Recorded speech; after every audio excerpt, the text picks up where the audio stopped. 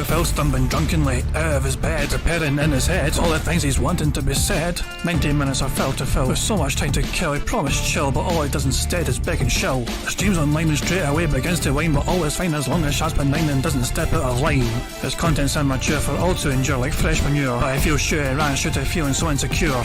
The money earned on yesterday was withdrawn and long gone, as Phil's spending impulse is always had to stay on. If supports are also slow and stays so low and fails to grow, you never know, the show may turn into an easy bingo. Once ticked off across the board with charge to what because the squad can't be ignored. Just how much DSP makes us feel so bored to help us fight or sleep and try to keep alert to watch a creep who play bingo, but Phil will bitch on why his sheep are also cheap. While DSP is chasing green, we're seeing green across the screen as Phil's routine predictability rivals are so machine. Snorting, burping, leaning, ban. It matters not if battery fan is child can't see it flowers make him feel less of a man. Takes a drink and starts his like before lunching into a big pretending there for bills when truth is there to buy a wrestling JPEG. Talks about his shitty life of college cat and fatty life and all his strife of forgetting that it's done well and they were rife. With drama he will react but isn't act as a fact as he rehearsed to be exact in how he felt he was attacked. She's nearly over and a win is in sight with what to white despite Phil to light that tips were not light.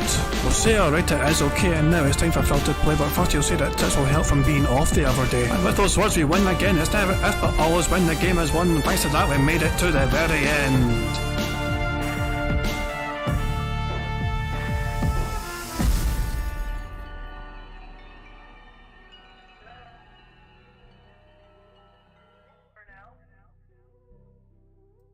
Hey guys, King Jet here, and welcome to DSP Bingo for yesterday, Tuesday the 18th of April 2023. I do hope we're all doing well indeed, and you've enjoyed your day so far, and I hope Monday was good for you as well for the rest of it anyway. But yep, it's a brand new day. This is a final stream before Phil's precious day off, and he'll be looking to try and squeeze as much money, especially in tips, as possible from his dent heads to fund those day off antics of his. So Phil is in his chat live right now. He's not, properly live. He's not on a camera or anything. He's still just fucking messing about with his usual antics behind the scenes, trying to just wait for everyone to turn up so he can begin the show. And he's apparently got some game news to talk about today and discuss, which is probably going to be about Dead Island 2, the reviews of that. So yeah, I imagine that is game news that he is going to be looking forward to discussing. Fucking exciting shit indeed. Let's actually get a card picked for today's bingo antics, shall we? Spin, you ugly wee fuck. Spin some more. And land on something good. YouTuber jealousy. Good. Excellent. We landed on YouTuber jealousy. Fantastic stuff indeed. We need a number between 1 and 200. The very first number in chat which I see, which contains the number 3, will be the card I pick for today's bingo antics. It can be any number at all between 1 and 200, but needs to contain a number 3. The first one in chat I saw which fit that criteria was 13 from CE. Just some Ghost of Internet Access said 124, but sadly for them, it does not contain a number 3. They jumped the gun a wee bit because, they're trying to get that number first. But, I feel a wee bit sorry for them. But at the same time, oh lol, CE is the winner of the card. I say they're the winner, but they don't actually fucking win anything. It just means I'm picking their number. And if it doesn't win, we get to blame them. So I wouldn't be so fucking chuffed to bits if we don't win. If we can go, I am liking, of course. So, it's a card on the right hand side that you see on the screen before you. Phil to say what I mean by that is him pointing at the camera, him saying, oh, him saying engagement and likes is a top row. Then Phil taking a drink, him saying million, him giving a good old prayer hands, him doing a lean and ban somebody, and him, it's just chair creaking randomly as a second row. The third row begins with Phil discussing his family in some capacity. Now this can be Cat, it can be Jasper, it can be his parents, it can be an uncle, it can be anything, as long as it's family talk. It counts, so there. Then him saying alright, him snorting, him doing a Y or a T pose, and him being all defence mode. What is defence mode? It is when Phil tries to justify why he's got to do something for his own fucking way. Like, for example, Phil said he can't fucking make his own tier maker, like his own actual tier maker card. And there is no real reason why he can't do it, he just chooses not to because it's too much fucking work for him. But, Phil's defence mode is, I'm so busy I don't have time to make it, No, Phil, so that's defence mode. The fourth row is Phil saying sound good, it is what it is, hate to say, him having a dumb close-up, and him saying tips. And the final row is Phil saying interesting, him displaying some YouTuber jealousy, him saying wow, him getting at least $15+ in tips and saying, by the way, I think this is a decent card, and if some of you guys disagree, some of you guys think this is a hard card, I personally think it's a decent card of a solid chance. By the way, said often, wow, said often, interesting, and he's always jealous of YouTubers, as long as he's primed to fucking talk about it sometimes. A lot of these things are quite, regular things. The prayer hands, maybe not as much. And also, yeah, there's a couple of things which might be tricky, but I think we're going to get a strong card. I think we're going to be close. Put it this way, I think if we don't get a full house, we'll be like 2 or 3 away at the end of the day. Which is kind of normal, I know, it's not actually that unusual. Not extremely bold prediction when most of the bingos turn out that way. But I think it's going to be close. So fingers crossed, we can but hope, we can but pray. Give a good old player hands for us getting a full house in bingo. For Phil's final stream before his precious day off. But that is the bingo card saved, fan dabby dozy. I can close that, and I've got this website ready to fucking use for potential future thumbnails. Has Phil said anything else in his chat, or has it just been this essentially? Do we have a lot of things to discuss, talk about in this podcast today? And Phil's like, actually yes, there's a bit of game news. I guarantee we're still going to have Q&A. The game news won't last that fucking long, I guarantee you now.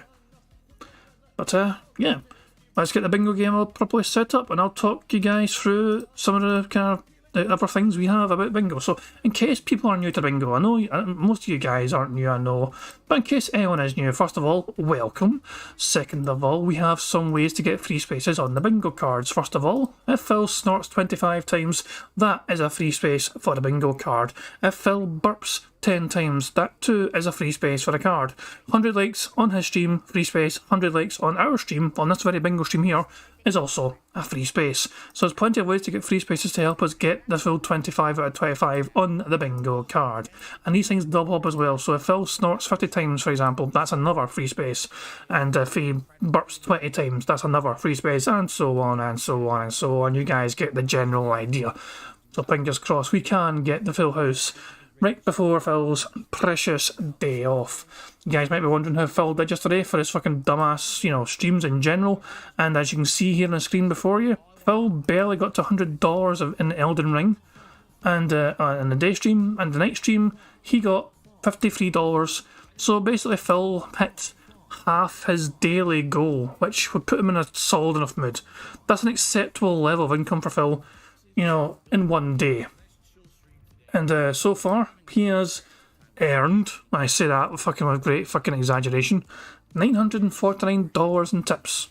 So, it's very likely that Phil is going to go into his day off with over $1,000 in worth of tips in his pocket to spend immediately. That's if he's not already spent already, which he probably has, because Phil is a terrible person when it comes to handling finances, and he usually spends it as soon as he's fucking got it. But that's Phil for you, that's why he's a fucking lol cow. But yeah, we're ready. We're basically just waiting for Phil to get back and begin the show, and that's essentially it. I don't really have much else to go over. I was randomly I was going through Pig Go and I searched immoral. And see, apparently the most times that Phil ever mentioned immoral was during December of 2019. So I'm kind of curious why he kept mentioning immoral, and I've not actually looked into it yet. So I cannot help but be curious as to what Phil was alluding to whenever he was talking about immoral things. So let's just rewind us a wee bit and see what he was talking about, I'm well aware, ladies and gentlemen, that there are people on the internet who steal my content on a daily basis, whether they illegally restream me or edit my content from YouTube and do their own things for their own negative, toxic devices. Why are my ears burning? So that they can get popular on the internet and make money doing it. Thing is, Twitch doesn't allow this behavior, which is why you notice these people never do anything over here on Twitch TV. They're all hiding out on the haven that is the toxic cesspool of YouTube. Oh, I forgot. This is a time when Phil hated YouTube. Phil was all in on Twitch and YouTube was a fucking big bad guy when they allowed all this shit. And YouTube allows it. YouTube takes no action against these people, even though they're doing illegal and underhanded, immoral things on a regular basis every single day. Truth of the matter is, I don't care about it. It's bullshit. But Mr. I don't care about it was fucking striking down channels left, right and fucking centre. Mr. I don't fucking care clearly fucking cared enough to fucking tell YouTube, hey, fucking get rid of these fucking guys, get rid of this, get rid of this is a side you don't play, get rid of this transformative work which has my content. I just don't. I just want to be here and have a fun, positive stream every day with you guys. I don't care what the hell other people are doing. Bullshit. Even though they ride my coattails to make a living, and if I didn't What do you mean make a fucking living? Bitch, I was fucking working today. My actual fucking job is making a fucking living. This is just fucking extra fucking money from the fucking kindness of other fucking people if they so choose to fucking give me any money. It's not a fucking prerequisite, it's not a fucking requirement, it's just a case of people having fucking fun here. This is not a job. This is a fun little hobby, which I do after my actual fucking job. So, no, for fuck's sake, man. I don't know what it's like for other content creators, but that's the fucking situation for me anyway. I have a full-time job, and that's how I fucking make my goddamn money. That's how I pay my bills. This is just a little fucking extra fucking, you know, money to fucking go towards shit like fucking paying off bills quicker and all that shit. These people wouldn't exist. We all know that they exist. There's no reason to talk about it on my streams. And the bottom line is, if we do bring, oh, Phil, did you hear this person's restreaming you? Did you hear this person's doxed one of your contributors this week? Did you hear that this person said this about you? Who cares? Because when you bring that up on a stream, all you're doing is giving those people exactly the attention they're looking for. And there you have it. Phil did not give a shit if his own fans, of his own audience, if his own contributors were getting doxed. His own words, if did you hear that your fan got doxed? Who the hell cares? There you go. Phil does not give a shit about his audience giving him money. That's why they're doing it. To get attention for themselves, to make money. They're not doing it to try to prove a point. They're not trying to get me to improve as a person. Trust me, I know, because I have improved very much as a person over the last many years. I've admitted how messed up I used to be, how stupid I used to be. Bear in mind, the speech was from 2019, December 2019. So this is the same sort of speech he made last month on the side scrollers. I have changed over years. I've improved as a person. I'm not as toxic as I used to be. He's saying it's the exact same shit he is saying. He repeats this ad nauseum every single fucking year. And he has been since 2014, 2015, when he fucking goes off on his fucking tangent where I used to be this way, I used to be that way, but I've grown, I've matured, I've changed. And also, please support me. Why do people say, oh, for fuck's sake, it's crazy. Otto Insane says that Phil actually wore the pilot hat last night. You mean the Hitler hat, the Nazi hat? The fucking Zig Heil hat? Fuck me, man. The dumb stuff I used to do that I don't do anymore on my streams. My streams are much more genuine and interesting now, I feel, than they ever were back in the day. These things are not meant to be criticisms. These things are meant to basically riff on me to make a living doing it, and it's a joke. You know, untalented, toxic, immoral people, they shouldn't be allowed to do it, but since I don't have money to sue them, they get away with it. I would fucking love if Phil tried to fucking sue me. Like, sue me for what? We're playing a transformative game of fucking bingo with the fucking things that he says and does on a fucking daily basis on the same fucking platform he uses to fucking try and shake as many fucking shekels from his dumbass audience as fucking possible. There's no fucking grounds to fucking say this is a transformative work. Okay? So bringing it up on stream, no purpose to it.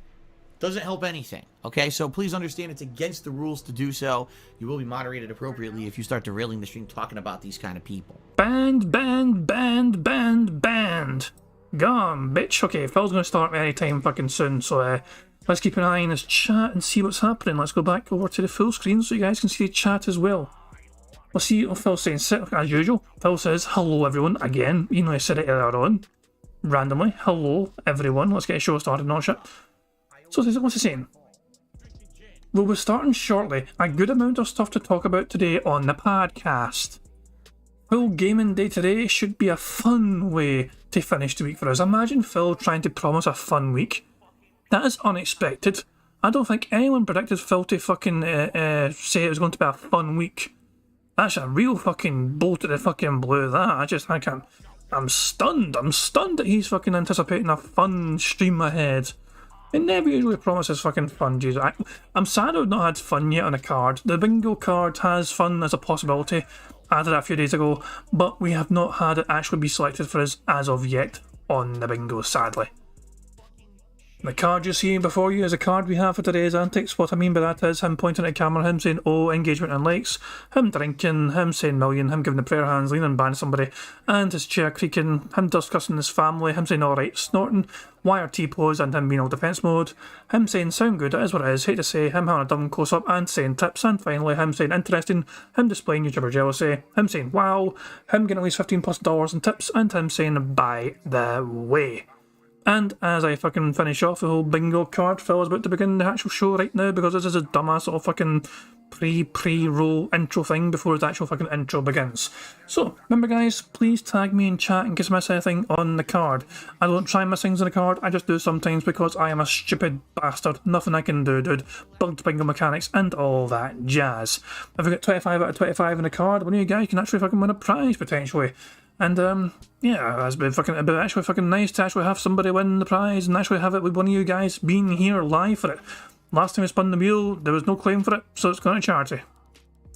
And, yeah, other than that, 25 snorts, free space, 10 burps, free space, 100 likes, here or there. It's also going to be a free space. So, yeah, fingers crossed that we can end the fucking bingo on a high. I see end Phil's working week on a high, like in a full house. And hopefully it's a better podcast today than yesterday, because yesterday was boring as all shit. So fingers crossed, here we go, and Phil's a bitch. Good morning, everyone. Phil here, and welcome to the Level 1 Podcast. It is the final consecutive streaming day of the week. Indeed, it is Thursday, the 18th of April, 2023. How are you all doing today? I hope I find you well. What a week it has been. A great week. I would say overall this week was quite entertaining and fun. We had good progress in the games that we're playing, which were relatively newer playthroughs as opposed to insanely long ongoing playthroughs. And in regards to the ongoing playthroughs we've been doing...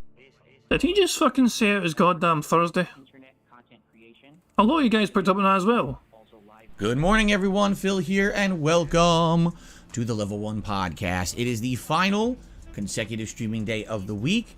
Indeed, it is Thursday. You dumb motherfucker. You dumb dick. The 18th of April, 2023. Oh, they both begin with a T. You can see why he's easily confused, you know? Why is it fucking 2 days to the goddamn week to begin with the same goddamn letter? This happens to him on Saturday and Sundays as well, for fuck's sake. How are you all doing today? I hope I find you well. What a week it has been. A great week. I would say overall this week was quite entertaining and fun.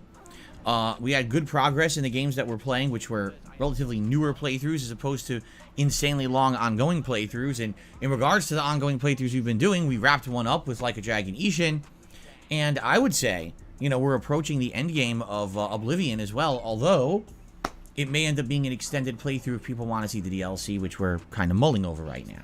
So, good stuff to be had, and today we are back to Elden Ring, which is why we're back to the Elden Ring border.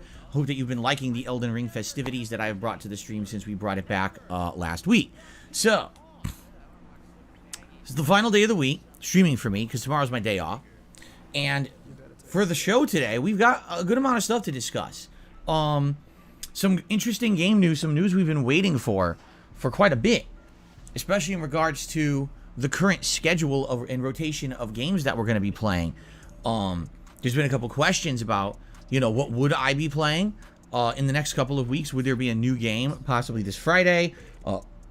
Or what else is going on? Well, today we can finally analyze this from a perspective of being informed a bit, because today 2 games released and a 3rd game is coming out on Friday, and finally everyone is able to talk about it on the internet who got their early copies and or review copies.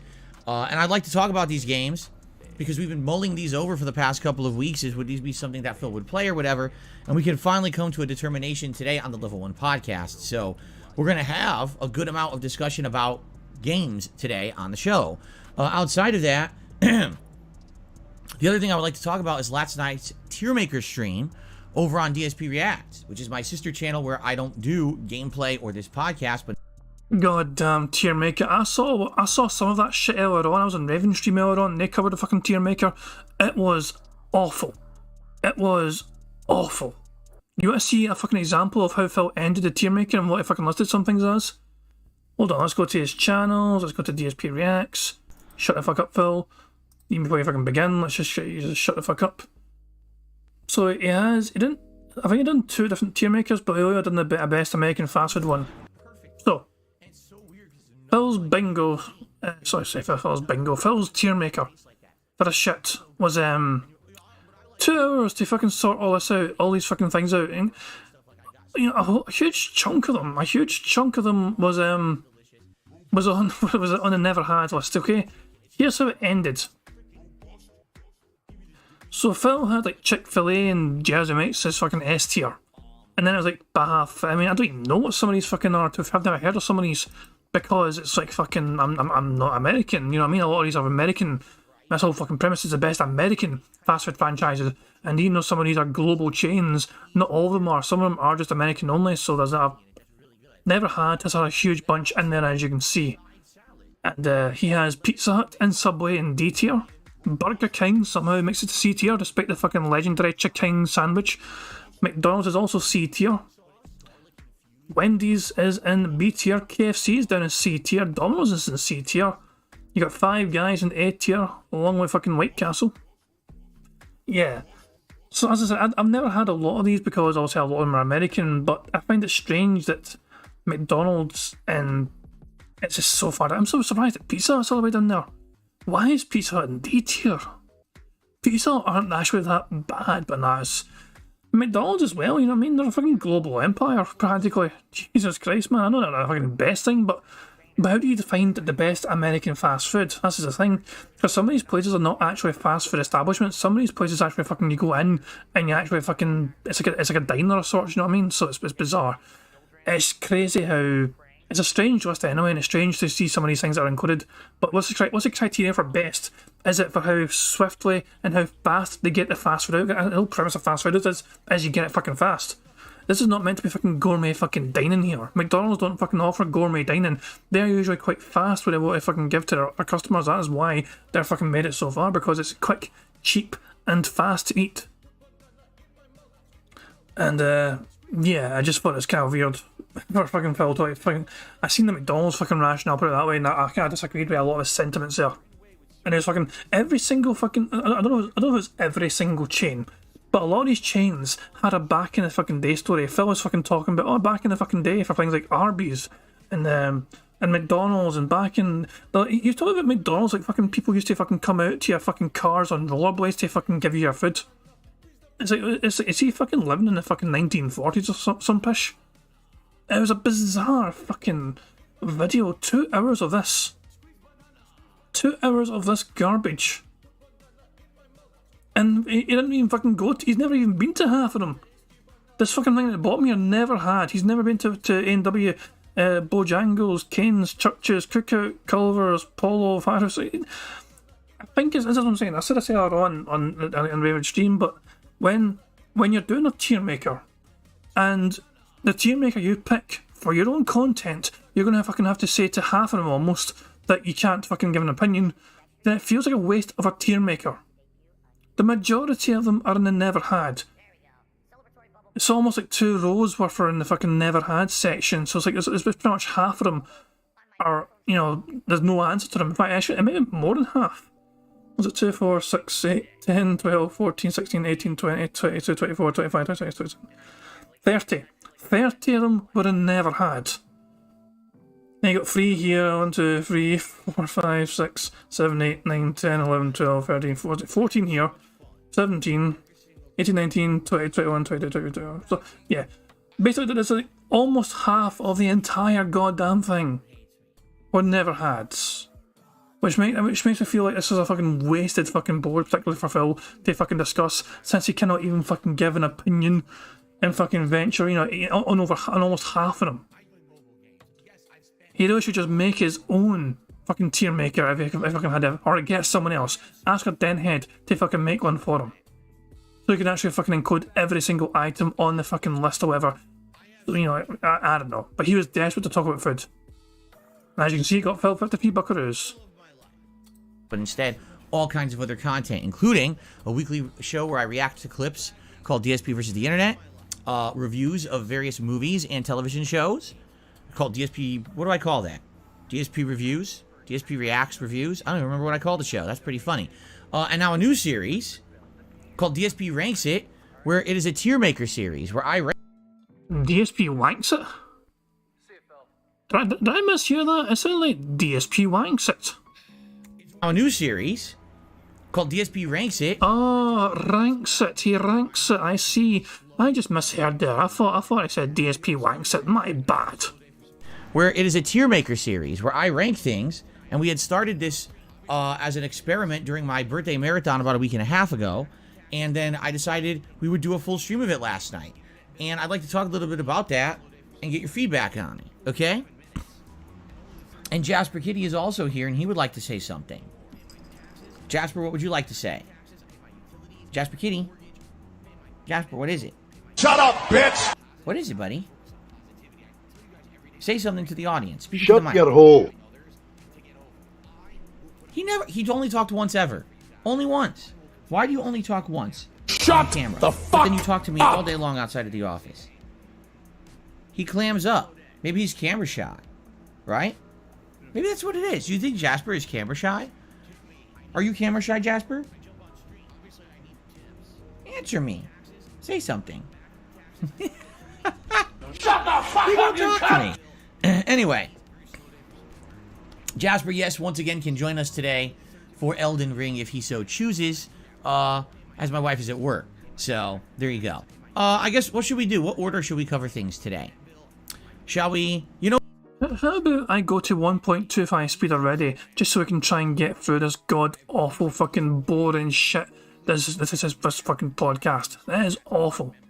You know what? Why don't we do the tier maker talk first? Why not talk about how tier maker went last night? Okay, it was garbage. Nobody fucking liked it. It was 2 hours of fucking wasteful fucking time of rambling.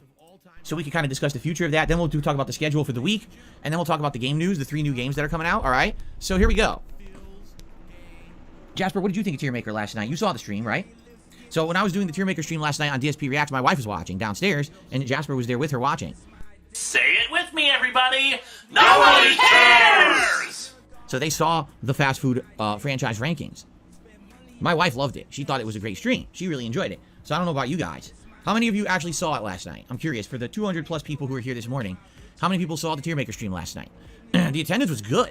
The attendance was over 300 viewers the entirety of the stream. That's pretty good for a late night stream on the React channel, which I've never done. Like, I never did a late night stream over there before. So I would say that was some pretty good attendance. And, as for engagement, yeah, tons of people were chatting it up. Support was decent. It wasn't necessarily... I love how the fucking inflection of his fucking voice changes. Engagement and support are part of now two different things altogether. Phil has in the past tried to fucking lump engagement as being the same thing as him getting money. But now he has absolutely fucking set the fucking bar and he put the fucking barrier there. Engagement means people have fucking turned up, not shit, and fucking talked to him or whatever, but not. And then support, it's like, it was decent. He was not as fucking enthusiastic about the fucking lack of support compared to how well and impressed he was that people turned up to fucking watch it. Stream over there before. So I would say that was some pretty good attendance. And, as for engagement, yeah, tons of people were chatting it up. Support was decent.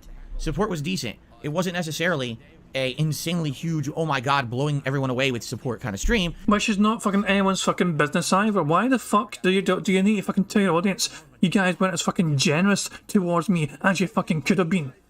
That's how this comes across. This is not fucking Phil being fucking transparent and honest and not shit. This comes across as him just fucking reminding his audience, by the way guys, I'd really fucking like it if you guys could actually fucking step up and contribute more fucking money because I want all your fucking money as soon as fucking possible. That's how it comes across, Phil. Mr. Transparent and Mr. Honest is just Mr. fucking greedy. Fucking wanting as much money as fucking possible. It's never going to be enough for him. $53 in the fucking night stream, Phil's like, it's decent. It's fucking decent, but it could have been fucking better. Boo fucking who, Phil? Get on with the fucking shit. But at the same time, it was far from dead. It was kind of a happening stream. People were having a good time. And that's what it's all about. So, if as far from dead, you're still talking about support there. Hold on, you're still talking about the support. And, as for engagement, yeah, tons of people were chatting it up. Support was decent. It wasn't necessarily a insanely huge, oh my god, blowing everyone away with support kind of stream, but at the same time, it was far from dead. It was kind of a happening stream. People were having a good time. And that's what it's all about, putting out content that people are enjoying and wanting to be a part of. And I think that really happened last night. In fact, once again, we hit a record number of members on DSP Reacts. We had 114 members, which is really cool that the channel is still consistently growing. It's been over 2 months since I launched it, and it's seeing consistent growth every single week. That's excellent, okay? So how did it go? What did we do? So we ranked American fast food franchises on TierMaker, and I found one that was really, really good. It had like a ridiculous amount of fast food restaurants. Now, did it have all of them? No. For example, there was a couple chains that I know for a fact were missing, like Duchess, which I used to eat back in Connecticut. That's a Northeast United States franchise. That wasn't in the ranking. What they really tried to do is they tried to grab, I guess, what they would consider the biggest fast food chains that are kind of a nationwide deal, which is good, but it kind of sucks because there were a few that were missing there that I would have liked to mention from back home when I used to live in Connecticut, you know, that a lot of people maybe don't know about. Like Duchess is a really good fast food franchise, fresh food and really good offerings that a lot of other places don't do. But that is obviously not an American chain if it is fucking specifically located in one section of the country. It was an American fast food fucking rating system thing, which means it's fucking basically stuff that's global all across the United States, Phil. If your fucking shit you wanted to talk about was not big enough to be a fucking chain across the entire country, then that's not... Why don't you fucking do some specific Northeastern American version of fucking fast food then? Search for that shit on fucking TierMaker and react to that. Or make your own. Stop being a lazy fucking cunt and make your own. Then you can rate them all for your own fucking dumbass audience and fucking tell them all the tales of what this fucking food was like back in the fucking day and how robust the pizza was in this place and how great sandwiches was in that place and all that shit. Now, Jasper, like, here we go again. He's laying on my lap. Jasper Kitty. Jasper Kitty. He's ignoring me. Jasper, you can't sit on my lap here. I'm sorry. Raziel Lost says you actually called the GameCube stupid. You're stupid, Phil. He's being silly. Okay, so, here's the deal. Here's what I was planning on doing last night, all right? Based on what had happened during my birthday marathon, I thought that this TierMaker would be like an hour long, and we were going to do 2 of them. So at first we were doing the fast food thing, and then after that hour, when that one finished, we were going to do a second one, and people were voting, and the voting was between Street Fighter characters or 80s and 90s sitcom shows, and 80s and 90s sitcoms won by about 10%. And I was like, all right, that'd be down. We could rank Perfect Strangers against Family Matters, against Home Improvement. Like, this will be a fun thing to do, right? Wrong. Because guess what? The fast food rankings lasted 2 hours and 15 minutes.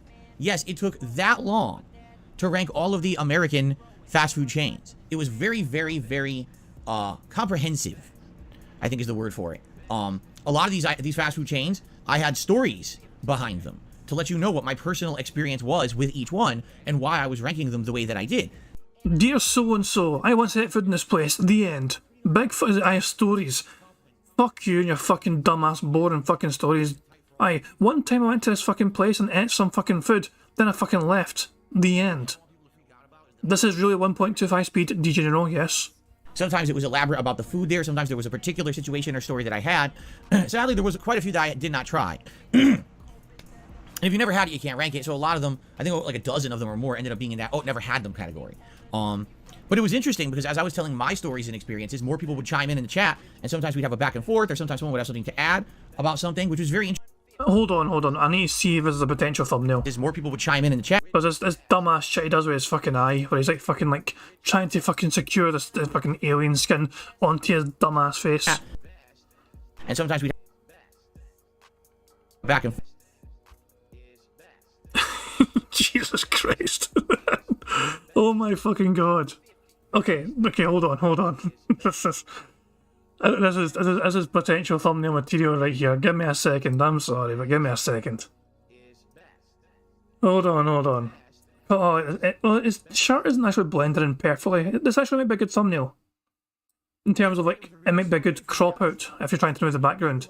Because the shirt is not jet black. Oh, that's the wrong thing. Actually, I don't want to click that. I wanted to click on this. And we paste here, and here we go. Fingers crossed. Excellent. Would you look at that shit? Fantastic. On with the fucking bingo. Or sometimes someone would have something to add about something, which was very interesting. And we had a couple people who were actually pulling up like the history of the companies, and we were talking about that too. So I felt like it was pretty good. It actually was pretty interesting and went pretty well, and had a good time with it. And in general, people seem to enjoy it as well. Now, that video is live on DSP Reacts. Like I said, it's a 2-hour and 15-minute long video. As of now, it's been live for about 12 hours, and it has over 1,000 views. For some reason, they don't show, which is really weird. YouTube has been doing something lately. Hold the fuck on. Someone said it had 400 views. Where the views are not necessarily popping up right away. It's kind of a weird thing that I'm noticing, where I'll do a stream or a video, and it'll say a certain amount of views, but then if I go into, say, my app, my YouTube app, the app will say otherwise. It'll say something different. So right now, if I go into the YouTube app, all right, for DSP Reacts, and I take a look at the video from last night, it says it has over 1,100 views and climbing. But then if you go on DSP Reacts and you look at the public-facing number, it's like 800. Why aren't the views showing? It's really weird. I don't know what's going on, but over 1,000 views in 12 hours is great for that channel. Usually that channel doesn't even get 1,000 views on each video. Like the last 2 reviews that I did, which was for The Conjuring 3 and then recently Top Gun Maverick, and then actually, what was the last one I just did? James Gunn's The Suicide Squad. They only have like 600 views each. Like, it's not doing so well with views, to be honest.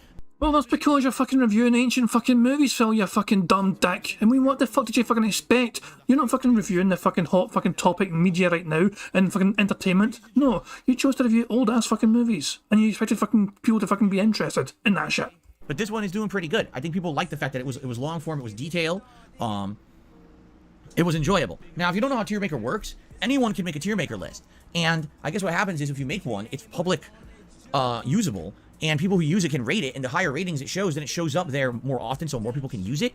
I'm not exactly sure how it works, but I really liked the one that we used, and it went really well. All right, so if you have like 2 hours to kill and you just want to relax and think about fast food and kind of zone out and have a good time, check out the video. Already 1,000 people haven't seemed to like it. And again, if you liked that show, if you enjoyed that Tier Maker, and you're like, wow, that was kind of neat, I like that, let me know. Leave a comment on the video, give it a like, and I would be more than happy to possibly bring Tier Maker into the rotation of content that I do. Maybe every couple of weeks we do like a random night stream and it's a Tier Maker stream. All right, this is not going to be something we do all the time. Here's the thing. If you do it all the time, sadly, what's going to end up happening is it's not special anymore. It becomes something commonplace, it becomes blasé, and it's not exciting as if it was something that you do every once in a while. This is exactly the same shit he said before he started a fucking vest streak. Right? So that's what I mean. I don't want to do Tier Maker every single week. I don't want to do it every few days. Then it's not going to really matter that much anymore. But if you do it every once in a while, you want to break up the content, or for example, we're doing late night chill streams and we want to interrupt the gameplay and do something different for a chill stream that's not gameplay, I think Tier Maker is absolutely perfect for that. Okay? So, I'm excited to hear your feedback on this. Please give me your feedback on it. And perhaps we will do another one soon. Okay? Go give it a look. And by the way, thanks to anyone who supported the channel last night. Like I said, we're at a record high number of members over on DSP Reacts. Most we've ever had, I think it's like 114. And every time I stream over there, the support is quite good. I stream at least once a week on Saturdays for DSP versus the Internet, which is my Clips React show. But now we're kind of mixing it up and doing other stuff. Yes, we're doing the React show this Saturday and next Saturday, but another special thing we're doing is on April 30th. We're actually going to be doing a long-form React show. All right? And that show is going to be me reacting to the Internet Historian YouTube channel, where I'll be reacting to a few, 1 or 2 different things maybe. That we'll be doing and reacting to from some of their biggest and best documentaries, I guess. Okay, so that's coming up on the 30th. So anyway, good stuff. I'm excited. I hope that you guys are excited for DSP Reacts content. But now that we've talked about that, I think it's time to swing back and get back to talking about gameplay here on DSP Gaming for the rest of the show. Sound good? Okay. Once again, it is very windy outside today, and my blinds have just blown into the window and are hanging off that ledge. Hold on a second to see if I can push them back in. Get them to stay.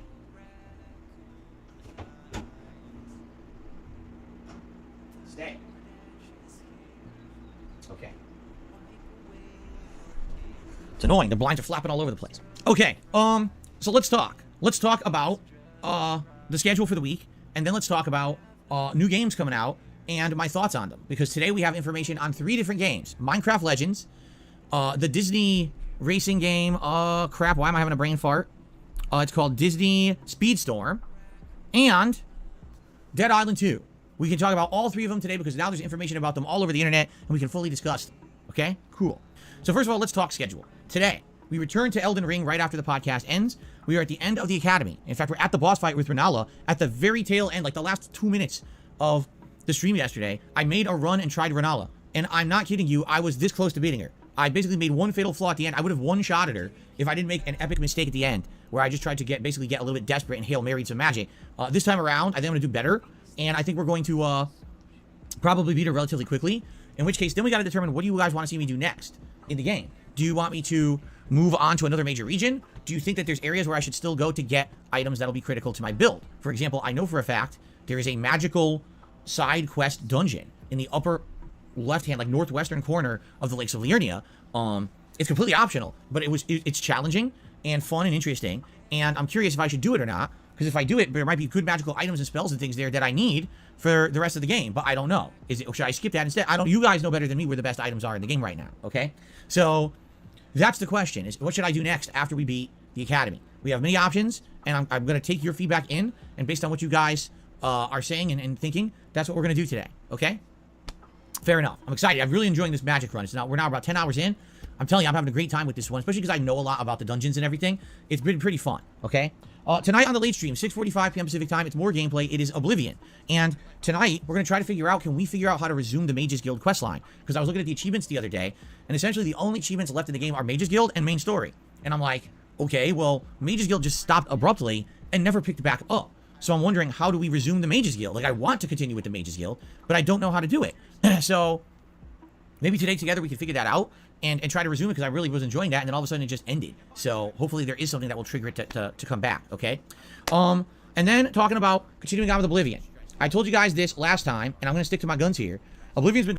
Here is the paywall warning. You need to pay for Phil to play. going on now for 4 months, okay? Since December to now, it's almost a 4-month-long playthrough. We're around 60 hours into it, okay? Now, I'm enjoying it. It's a chill playthrough. We have a lot of interaction when I play, and in general, it's been a great ride. But we are coming to the end with the Mages Guild in the story, and maybe some hidden quests here or there, but for the most part, we are coming to the end of the game.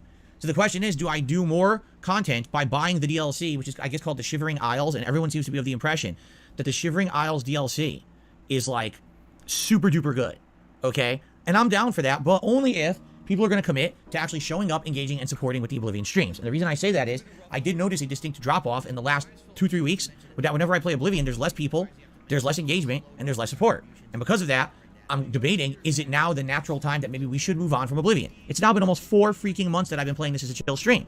I love it, but maybe it's just too long. Maybe now it's time to say it's time to move on and do other stuff as a late-night chill stream. People have been suggesting games for late-night chill streams for a while, and I keep telling them, yeah, we don't really have room. So is it time to move on? Or do you want to see Shivering Isles? So what I think we need to do is we need to start discussing this. Tonight on the late stream, please come by for Oblivion. Let's talk it out, and let's see what people think. And I'm going to try to get a gauge for interest in the next few times that I play Oblivion. And based on that, I will make the decision if I'm going to get the DLC or not. Okay? That simple. If we don't, there's many other things to do. Okay. That's today. That's a full day of gameplay streaming. Tomorrow, I'm off from streaming. I hope that you guys will take the opportunity to get caught up on all the stuff I've been doing, both here on DSP Gaming and over on DSP Reacts during the day off. Please remember to like the videos if you're enjoying them. Please leave comments. That helps for engagement. Maybe consider a super thanks if the video is eligible, because some of them aren't because they get claimed. And when I come back on Thursday, we go full-fledged into gaming again. Now, I do have a schedule update for everyone. All right? On Thursday, I'm going to play Elden Ring again. And you might say, wait a minute, you're playing it yesterday, you played it today, you're playing it again on Thursday. What is going on? Why are you playing so much Elden Ring? Well, there's a good reason for this. On Thursday is the Street Fighter 6 digital event, and it starts at 3 p.m. Pacific time. I want to watch and react to it with you guys live. So it wouldn't make sense for me to start up Silent Hill 3, because if you're not aware, we're at the end of Silent Hill 3. I actually looked into it. I was curious how much is left in the game. Well, we've got the amusement park, and we've got one more area, and it's the end of the game, and I looked at my playthrough from, 11 years ago, basically about 2.5 hours left, and then the game is done. So there's not that much left. That means one more major stream, and I actually have completed Silent Hill 3. So with that being said, I don't want to say, oh, let's play Silent Hill 3 on Thursday. I play it for 2 hours. We don't beat it, because I'm going to react to the Street Fighter event, and now I'm stuck with an unfinished playthrough that I only need 45 minutes left to finish, you see? So I'd rather wait and do a whole major stream of Silent Hill 3 to finish the game. All right? So because of that, we're going to do a smaller, abridged stream of Elden Ring on Thursday, and then at 3 p.m., we're going to switch over, and right here on DSP Gaming, we're not going to switch channels. That would be pretty stupid. We're just going to watch it here together on DSP Gaming. I'm going to react live to the Street Fighter 6 event as hosted by Lil Wayne. So what is this? Money, yeah, yeah. Money, money. Oh, money, money. Yeah, yeah. Money, money. Give me Archie Barrett with us for super chat. It says, just another thing Phil said he'd never do, that he's now doing. What is it? DSP hypocrisy in full flow, in full effect. It's funny that he is not going to change channels and go to DSP Reacts for a special React stream. He's fucking completely contradicted himself every single step of the fucking way. He has a React channel, but he's not going to do this fucking React event thing on that channel because he's too fucking lazy to move from DSP Gaming. Let's be honest here, that is his sole reason. He's just too much of a lazy bastard to fucking move away from DSP Gaming when he's fucking live streaming at the fucking time. Setting up another fucking stream to go to DSP React to fucking... That's too much effort, dude. He's going to fucking have to endure fucking... Jesus. I just love Phil fucking hating the fact that there's like some sort of fucking popular guy. There's some popular or fucking talented person that isn't really part of the Street Fighter community or some bitch, but he's popular for whatever means, but he's still getting to host his event, and Phil hates it. Here's a super fucking popular, talented person who's not me fucking hosting this event. Why? Let's see his jealousy one more time. All right, so because of that, we're going to do a smaller abridged stream of Elden Ring on Thursday, and then at 3 p.m., we're going to switch over, and right here on DSP Gaming, we're not going to switch channels. That would be pretty stupid. We're just going to watch it here together on DSP Gaming. I'm going to react live to the Street Fighter 6 event as hosted by Lil Wayne. So what is the Street Fighter 6 event going to cover? It's going to cover World Tour, which is essentially the mode where it's the story. You're going throughout the world, you create your own character, you're fighting against enemies, and you level up like an RPG, you gain new abilities that you can equip to your character so you can create a custom moveset. And it seems interesting. They've described it before, but they've never shown it nor gone into detail about it. This is supposed to be an in-depth exploration of what the World Tour mode will be. If World Tour mode is what I'm thinking it's going to be, it could be the best. Is this player hands? I need a judgment from you guys. I need a judgment. Is this player hands? Let me just get the full screen up. So, what the World Tour mode will be. If World Tour mode is what I'm thinking it's... Money, yeah, yeah. Money, money. Oh, money, money. Yeah, yeah. Money, money. Thank you very much, Yusuf, for a super chat who is going to make me say some strange things again, I think. Okay, so Yusuf says, Act. My tools are ready. Come, Junior. Grab your dragon. We off to war. God bless you, ring bearer. It's nice to be awake on your streams. Charge back time. Thank you very much also for the super chat and for making me say some strange, bizarre fucking things. I do appreciate that as well. But yeah, I am glad you're happy with your fucking new year, because I'll say, I believe Yusuf used to work night shifts at his job, but he's now on day shifts, which means I believe he can now enjoy the bingos again, which is good. So it's good to have Yusuf back enjoying the bingo content. But is this player hands? About it. This is supposed to be an in-depth exploration of what the World Tour mode will be. If World Tour mode is so the hands are together there, what I'm thinking it's going to be, and they're staying together. It could be the best single-player. So they're staying together the whole time. He is not using his hands to try and fucking say thank you or whatever. He's not fucking using it in a term, but he's keeping them together. Content ever made for a fighting game, because other You see, so I mean, you can see what I'm saying. Is that player hands? Do we count it? Do we tick the box? Definitely. Okay, so. People are saying yes, people are saying absolutely, okay, so cool. I just wanted to run it by you guys, so I wasn't just ticking it arbitrarily. I just wanted to make sure you guys cleared up as well. We have the player hands and we can tick it off on the card. Bandabby dozy. Back to the bingo. Companies do things like this NetherRealm. Usually they have a story mode, and then they have a crypto mode, where you can walk around and explore, do optional challenges, and unlock more content, right? This seems like it's a full-fledged game. Like an actual game within a game. Yes, Street Fighter 6 will be a competitive fighting game, but it seems like there will also be significant offline single-player content for people who want a real game outside of the competition side of it. That's cool. And if that's the case, I'm very excited. I actually can't wait to play that. So that's going to be cool, because I'll be covering single-player and multiplayer of Street Fighter 6 come June, if it is what they say it is. We're going to find out on Thursday when they go into depth about it. Now, another thing that they're supposed to be going into depth about is Battle Hub. For those who played the closed beta like me, Battle Hub is essentially a lobby where you go in and you can sit down in a training room and practice while you wait for a match, and then people can either sit down and personally challenge you, or you can go into matchmaking and then you play. Well, apparently that's not all Battle Hub's going to be. Battle Hub apparently is going to have a lot more features in the full version. One of the things that's been alluded to is that you're going to be able to play other fighting games in Battle Hub, like Super Street Fighter 2 Turbo has been alluded to that you'll be able to play it in Battle Hub. Now the question is, do you just sit there and play the computer and it's just AI, you're playing against like the CPU, or are they actually going to have online play of Super Turbo?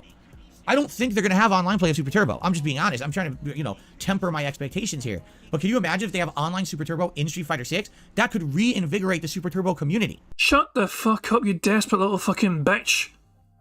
Get with the fucking times.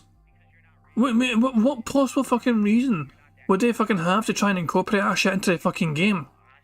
You don't want it fucking cares more about Super Turbo than anyone else because it was a fucking one game from fucking decades ago that you fucking had done semi-decently in. That's only because fucking most of the fucking player base fucking striked as well. Most of our better players chose to fucking strike. Aye, you got 4th place at EVO one time because half the fucking players said, you know what, fuck this game, this is shite, we're not taking part. You still did well to get 4th, you beat who you had to fucking beat, you got as far as you did because you had to beat who's in front of you, but the fact of the fucking matter is, Phil, you only fucking care about this fucking game because you're fucking one little desperate claim to fucking fame for you being actually fucking half decent at one fucking video game ever in your fucking miserable life. Get with the fucking times. Try and learn Street Fighter 6. Try and play it as best as you fucking can. Try and learn it as best as you fucking can. Try and embrace it as much as you fucking can. Rather than fucking living in the goddamn fucking past, the fucking glory days, we actually fucking were half decent at one fucking game at one fucking point in time. You're a fucking sad ass fucking bastard, man. You're like some sort of fucking, you know, past it fucking actor that fucking wants to fucking, like, you know, reminisce about fucking the one famous role he had back in like a decade ago, or 2 decades ago, or 3 decades ago, back in the fucking day before it became a controversial fucking subject and stopped getting all those fucking movie roles. So, I'm very, very, very, very, very curious what's going to happen with this game and what's going to be in Battle Hub, okay? And then Capcom is saying they're going to have a big, huge surprise announcement that no one is expecting by the end of the show. A lot of people are saying it's going to be another beta. They're going to have one final beta before the game comes out, all right? If that's the case, I wouldn't be surprised. However, if the beta is exactly the same characters from the 2 closed betas, I don't even think I want to do it. Shut the fuck up! You ignored the newer characters in the fucking most recent beta. They had newer characters available for you to fucking experiment with, and you chose to ignore them. You literally chose to ignore the characters that were available which you'd never fucking played before because you didn't want to fucking lose with those newer characters. You stuck to ones you fucking knew how to fucking play. So you're not going to fucking sit there and bitch and whine about the fucking lack of characters being available when you fucking actively chose to ignore them in the first place when you fucking could have played with them. Oh my, you fucking ignorant dick. Oh my fucking god. Razzie the Lost says he got so horny about the possibility of Turbo being in the Battle Hub. It sounds to me... Money, money, oh, money, money, yeah, money, money. Oh, first of all, let me just finish what I was saying there, thank you. So Razzie the Lost said he got so horny about the possibility of Turbo being in the Battle Hub. It sounds like to me that he'll only get the new game just to play that old trash. And who alluded to it? I've not seen any mention of it, but I've not been looking for any mention either, so I can't say for sure. But Phil seems to be very excited about the possibility of playing Super Street Fighter 2 Turbo on the brand new Street Fighter 6 game. You can guarantee he'll spend more time in that than Street Fighter 6, and properly, if he fucking cannot hang with the big boys anymore. When he fucking gets to fucking play Street Fighter 6 properly. Thank you very much to Warren for Super Chat. Who says, aren't cyber athletes proficient in multiple games? Sometimes, yeah. A lot of times, yes, that's true. It just depends. Also in the fucking type of game as well, but yeah, there's some people who are just fucking built for playing games. You know what I'm saying? There's like, yeah, some people just fucking have the reaction time to play games, especially for games that require a really fast reaction time. You know, some people are just fucking capable of just, you know, reacting quicker than others to fucking do what needs to fucking get done when playing these fucking games. So yeah, some people usually let those skills carry over multiple games. If the beta is exactly the same characters from the 2 closed betas, I don't even think I want to do it. Seriously, like, I've already played with those characters. I mean, I didn't play with Ken, right? I didn't play with Ken, I didn't play with Kimberly. But I played with everyone else, and it's like, I would much rather have it be other characters. If they add Honda, Blanca, Zangief, or some of the new characters, like, what's her name, Manon or Manon, I don't know how to pronounce her name, or Lily, or Marissa, then I would be like, oh, this is exciting. This is all new characters I can try out. Classic characters coming back. What will they play like in Street Fighter 6? I'd be all over that. But if it just ends up being the same characters again, I'd be like, I think I'm skipping it. I don't want to play the same again. I'll wait for the full release. Oh, you no way. There's no way he's fucking choosing to skip a fucking beta again. Also, it's a bingo because his dumbass done a Y pose. Did I say Y pose? I meant T pose. The T pose was here. Or Lily, or Marissa. Then I would be like, oh, here. This was a T pose right fucking here. this is exciting. This is all new characters. Actually, was it T pose? Manon, I don't know how to pronounce. Hold on. Am I actually might not have done this. Hold on.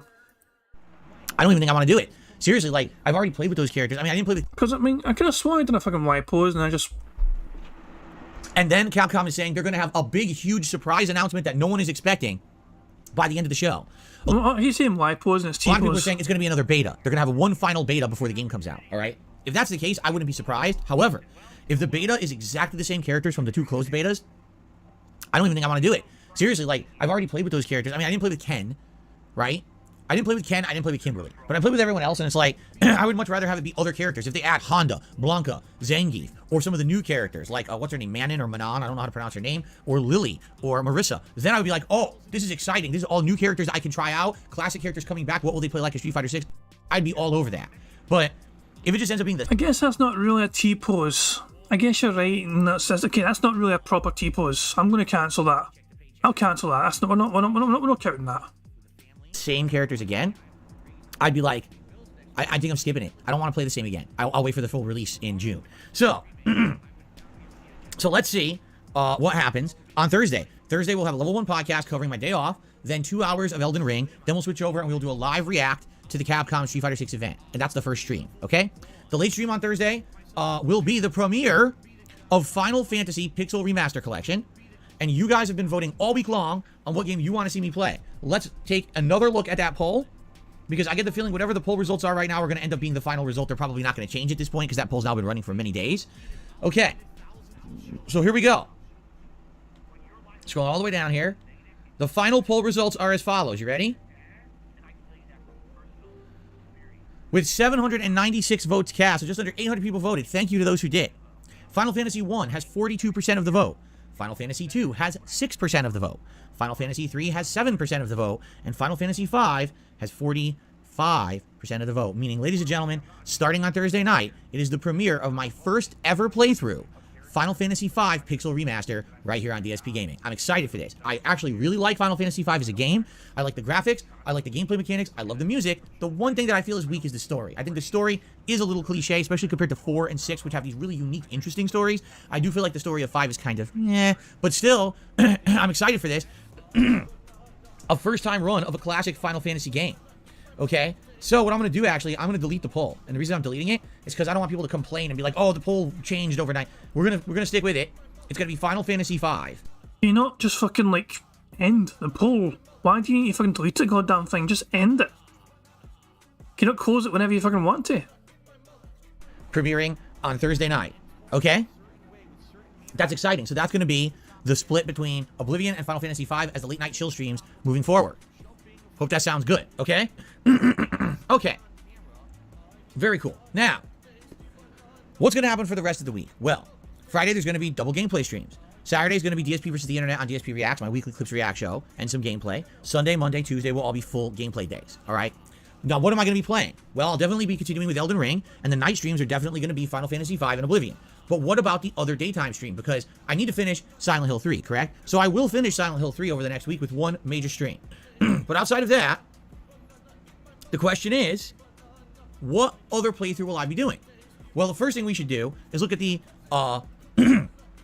the new game releases coming out that I'm absolutely playing. I'm absolutely going to be playing Star Wars Jedi Survivor, and that's coming out on the 28th. So that's a week from Friday. Okay? So essentially, we have about a week to figure out what we want to do.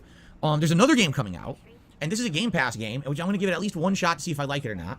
And it's called, I think it's called like the Last Case of Benedict Fox or something like that. And it's supposed to be like a 2D puzzle kind of mystery game, but it also has like a Lovecraftian element to it. I want to at least try it once. It's on Game Pass, and that comes out the 27th. So if it's good, it's good. And if it's not, I'll never play it again. No risk. But I at least like to give it a shot because it is on Game Pass. All right?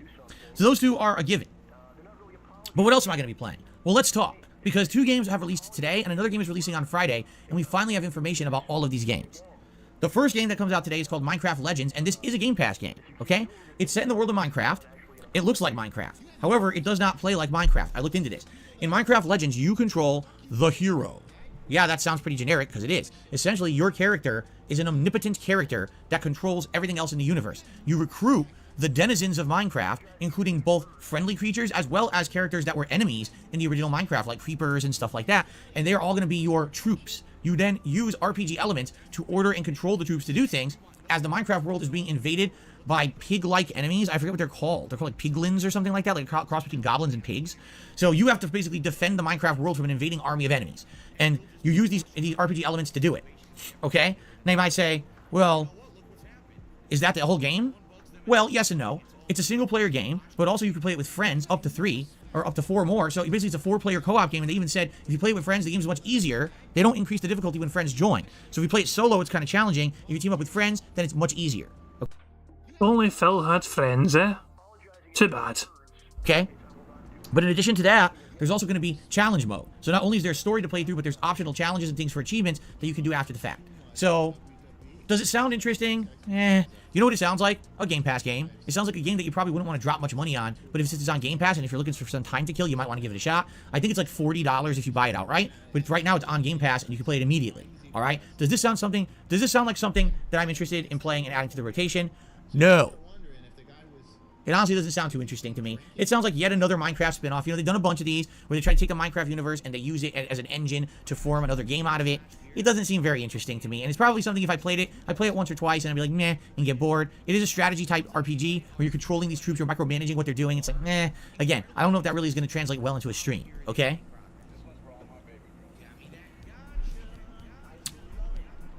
So there you go. Another game that came out today is called Disney Speedstorm.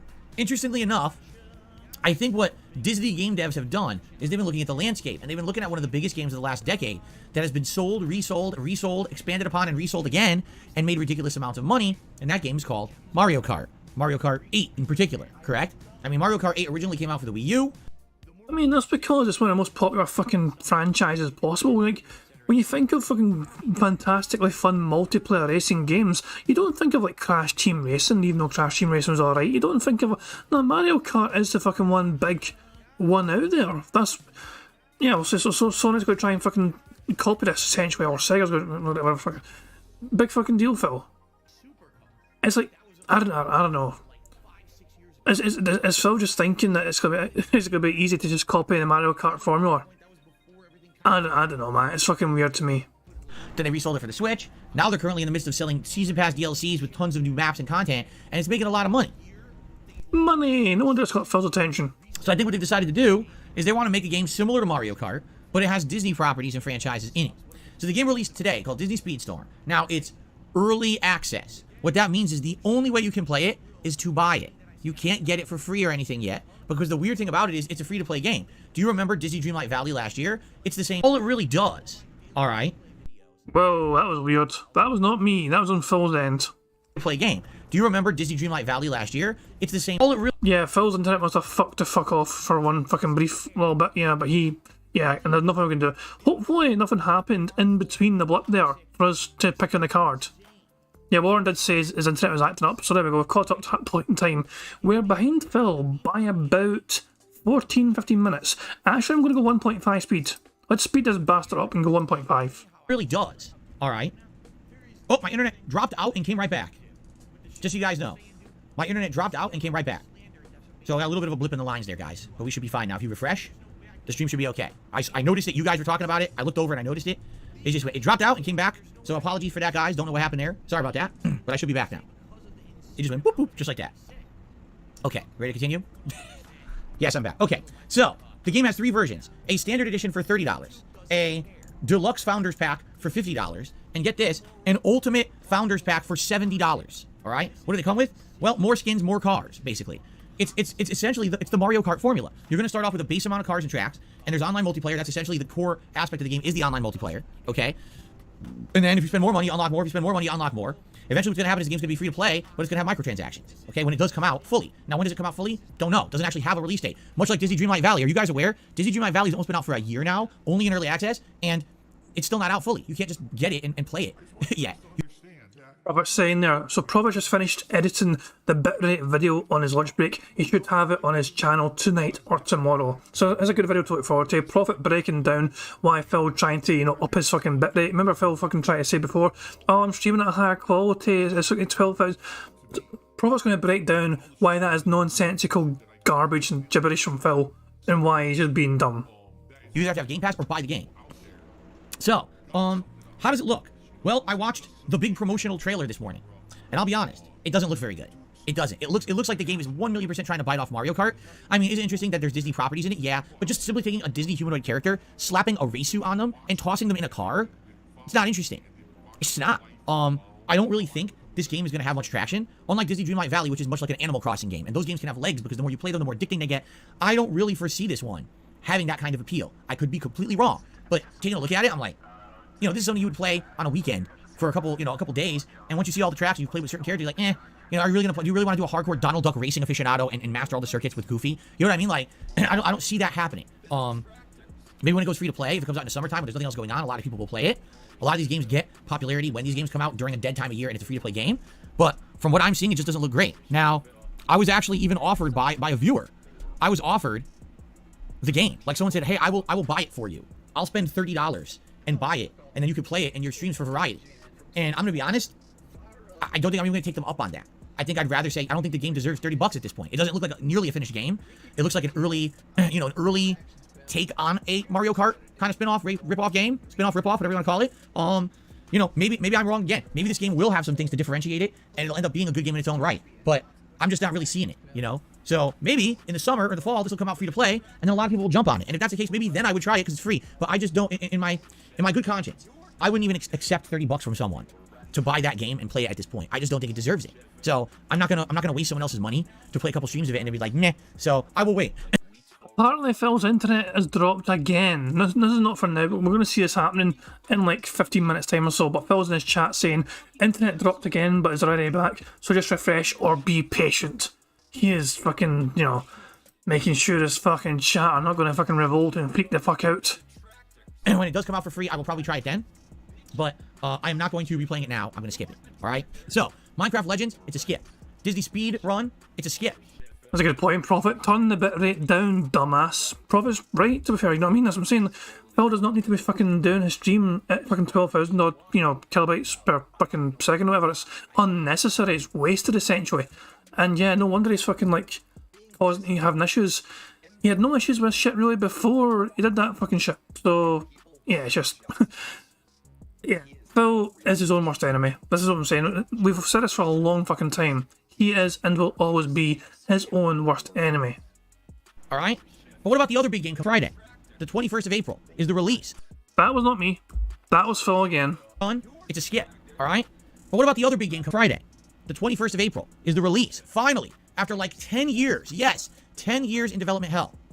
Dead Island 2 is coming out this Friday. And we've all been waiting to hear... Oh, there goes my internet again. Hold on a second. Hold on. So let's get this straight. This has happened at least 3 times to Phil so far on this podcast alone. His internet going out and then fucking coming back has happened at least 3 fucking times. So yeah. Coming back now. It's coming back. Sorry guys, the internet seems to have a little bit of fluctuation today. And I apologize for that, obviously. I don't know what's causing it. It's nothing on my end, nothing going wrong with my PC. It looks like it's definitely the internet having a little bit of noise. Hopefully it settles out. So my apologies that that's happening. Okay. Yeah, I hope it's not this bad all day. Obviously, I hope we don't have a situation here where the internet keeps fluctuating. It's not a DDoS attack. No, it's not. If it were a DDoS attack, I'd completely lose my internet connection, which is not happening. I mean, if only Phil could fucking remember if he done anything recently to fucking change his internet settings and his uploading settings for OBS. If only it would fucking, come to him. If only maybe a den-headed fan could fucking tell him, maybe fucking putting the uploads, rate or whatever shit, for kilobytes a second, lower it, Phil, just lower it. I mean, oh my fucking god, nah, Phil. You know what? Phil's an expert. He's only been doing this for 15 years. I'm sure he knows what he's fucking doing. Of course, he doesn't know what he's fucking doing, but fuck it. Let Phil sabotage himself. Let him shoot himself in his own gout-ridden boot. So it's definitely not that. Hello, Mr. Bluestein. Okay. Are we good? You guys can still see me and hear me, right? Everything's good? It's settled again? I just want to be sure before I continue. You guys, you were good? For those watching on demand, you guys are never affected by this stuff. It's only the live viewers. We're all good? People are saying we're all good. Good. Okay. All right, let's continue. Dead Island 2. We've been waiting fervently for additional information about this game after a 10-year development cycle and a lot of ifs, ands, or buts about if the game would even ever come out. So it's finally out. All right, this coming Friday. And as of today, the embargo was lifted. People started posting gameplay of it all over the internet, and people started posting their reviews. Ladies and gentlemen, Dead Island 2 is essentially exactly as I said it would be. It's literally to a T what I said it would be. It is an incredible grind fest. The game is not based on an interesting story. The game does not really have many unique elements whatsoever. I guess he's not gonna get the fucking game then. I guess, I mean, no surprised. He didn't fucking encode it in his fucking schedule after all. So are we really fucking surprised? Essentially what they've done is they created an open world, kill a ton of zombies game, and the combat apparently is interesting to the point where as you play it, you unlock new abilities and new ways to kill the zombies. Isn't that the whole fucking point of the game? Like it's some sort of fucking zombie outbreak and you're trying to fucking survive. Isn't that literally the whole fucking point of the game? And Phil's like, oh, it's a grindy fucking zombie killing game. It's like, yeah, that's the game. That's the premise of the game, Phil. Congratulations, you just summed up very nicely. But that's the game. And most of the reviews, what they're saying is, if you enjoy games that have this irreverent humor and over-the-top gore, you will like Dead Island 2. But if you're expecting anything groundbreaking, including an intelligent story, a reason to play outside of the repetitive and addictive nature of just killing zombies, there's nothing here. This is not a game that innovates. This is not a game that does anything different from anything else. They even said that. It really doesn't do much different at all. You've been here, done that. The only difference is it does it better. So take Dead Island 1's formula and improve it slightly so that the gameplay is more addictive or whatever. But what they're basically saying is if you don't like the irreverent humor that you've seen in all the trailers and everything up to now, you're not going to like the game. That's a very specific fucking quote. Irreverent humour. Let me see if I can find the review Phil found. Because it's a very unique. So Dead Island 2, hold on, Dead Island 2, irreverent humour. Mind you, I fucking... So what was the review he read? Maybe Dexerto or something. I'm trying to see IGN. I'm looking specifically for the words like irreverent. And we have one here from today. Hold on, just a second. I'll let you guys see very soon. Here we go. So I searched, like, quick Google search, and it's from the Dexerto website. It's like, hey, perhaps most surprising thing about my time in LA was how much I enjoyed the feel of the world. Dead Island 2 so nearly falls into the trap many goofy, fun video games fall into nowadays. In a post-Marvel world, irreverent humour has infested so much popular media, and Dead Island 2 flirts with this line often. So, it could be about that. So maybe Phil fucking reading this review before fucking talking about this now. Who knows? the one thing about it they're trying to do. And if you don't just enjoy that style of humor, you're not going to like the game. It's too repetitive and boring. Most reviewers are essentially saying it's around a 7 out of 10. It's not horrible. It's playable. The combat can get interesting and more interesting the more you further you play. But since there's really not much of a story, since there's really no replayability after you've beaten it, it's essentially kind of, you go through it once, you kill 5 billion zombies, you're at the end, done, game over. And after you're done, you never remember it. You just play through it, you survived, good for you, move on. So, here's the thing. If this were a situation where absolutely nothing was going on in gaming right now, and I had nothing to play, and there was no new games coming out next week, and there was really nothing on the horizon, I'd be like, you know what?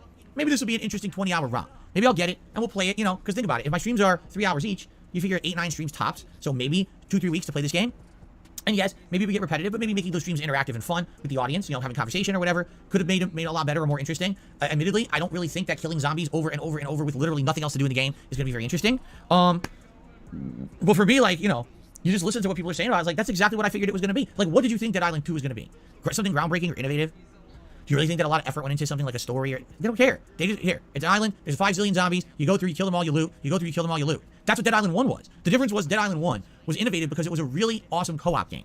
And it really was almost one of those innovating games where people realized if you jump online with a group of 3 or 4 friends and you go through this environment, it's very fun. The camaraderie, helping each other, tossing items to each other, doing co-op, combat and stuff. That was neat. Even though the game was buggy as dirt at launch when I played it, Dead Island 1 was a really good experience because I played it with friends. This game, again, seems like it would only be fun if you're teaming up with a bunch of friends. Outside of that, there's nothing to it. And the fact that this game is coming out over 10 years after the original, and there is no innovation whatsoever. It's literally the same game with some refined graphics and combat.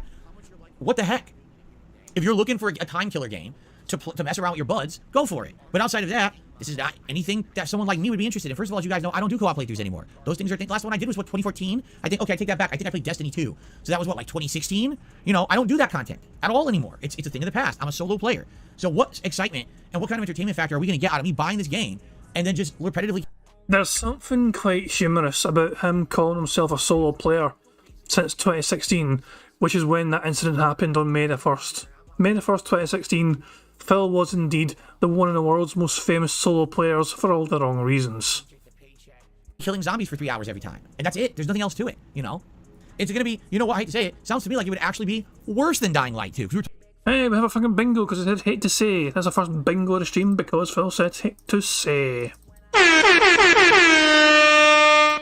Talk about how last year, Dying Light 2 was the situation where on paper it looked good, everyone bought it, played it for a week or two, and realized it wasn't that good, it was too repetitive and kind of boring, and then immediately everyone dropped it and played better games when they came out. I almost feel like this game, I wouldn't even get a week. Seriously, I'd play it for like 2-3 streams, tops. And then, you know, Star Wars will come out, Redfall will come out, all the games in May every week, and no one's going to care about this game ever again. Same with that happened with Dead Island, or Dying Light 2. It's the same exact situation. So, and again, would anyone even be talking about this game if there were other games coming out right now? Do you think that if Star Wars Jedi Survivor were coming out this Friday along with Dead Island 2, that anyone would mention Dead Island 2? But we've got a week to wait. And that's why people are talking about that, you see? So, my take is, it's a skip. It sounds like shit. It sounds just like I thought it was going to be. And again, even the game companies, even the games media that tend to overrate and overhype certain games are saying this game is a 7. So, I mean, that's case in point, you know the game is boring then. You know, even they're not going to kiss the game's butt, and they usually do. So, for me, I think it's going to be a skip. I think it's a waste of time. Again, it would be like one stream people care, and outside of that, no one cares, and why bother buying it, right? So, essentially, here's what I'm thinking. Let's go through the schedule if we're skipping all this stuff.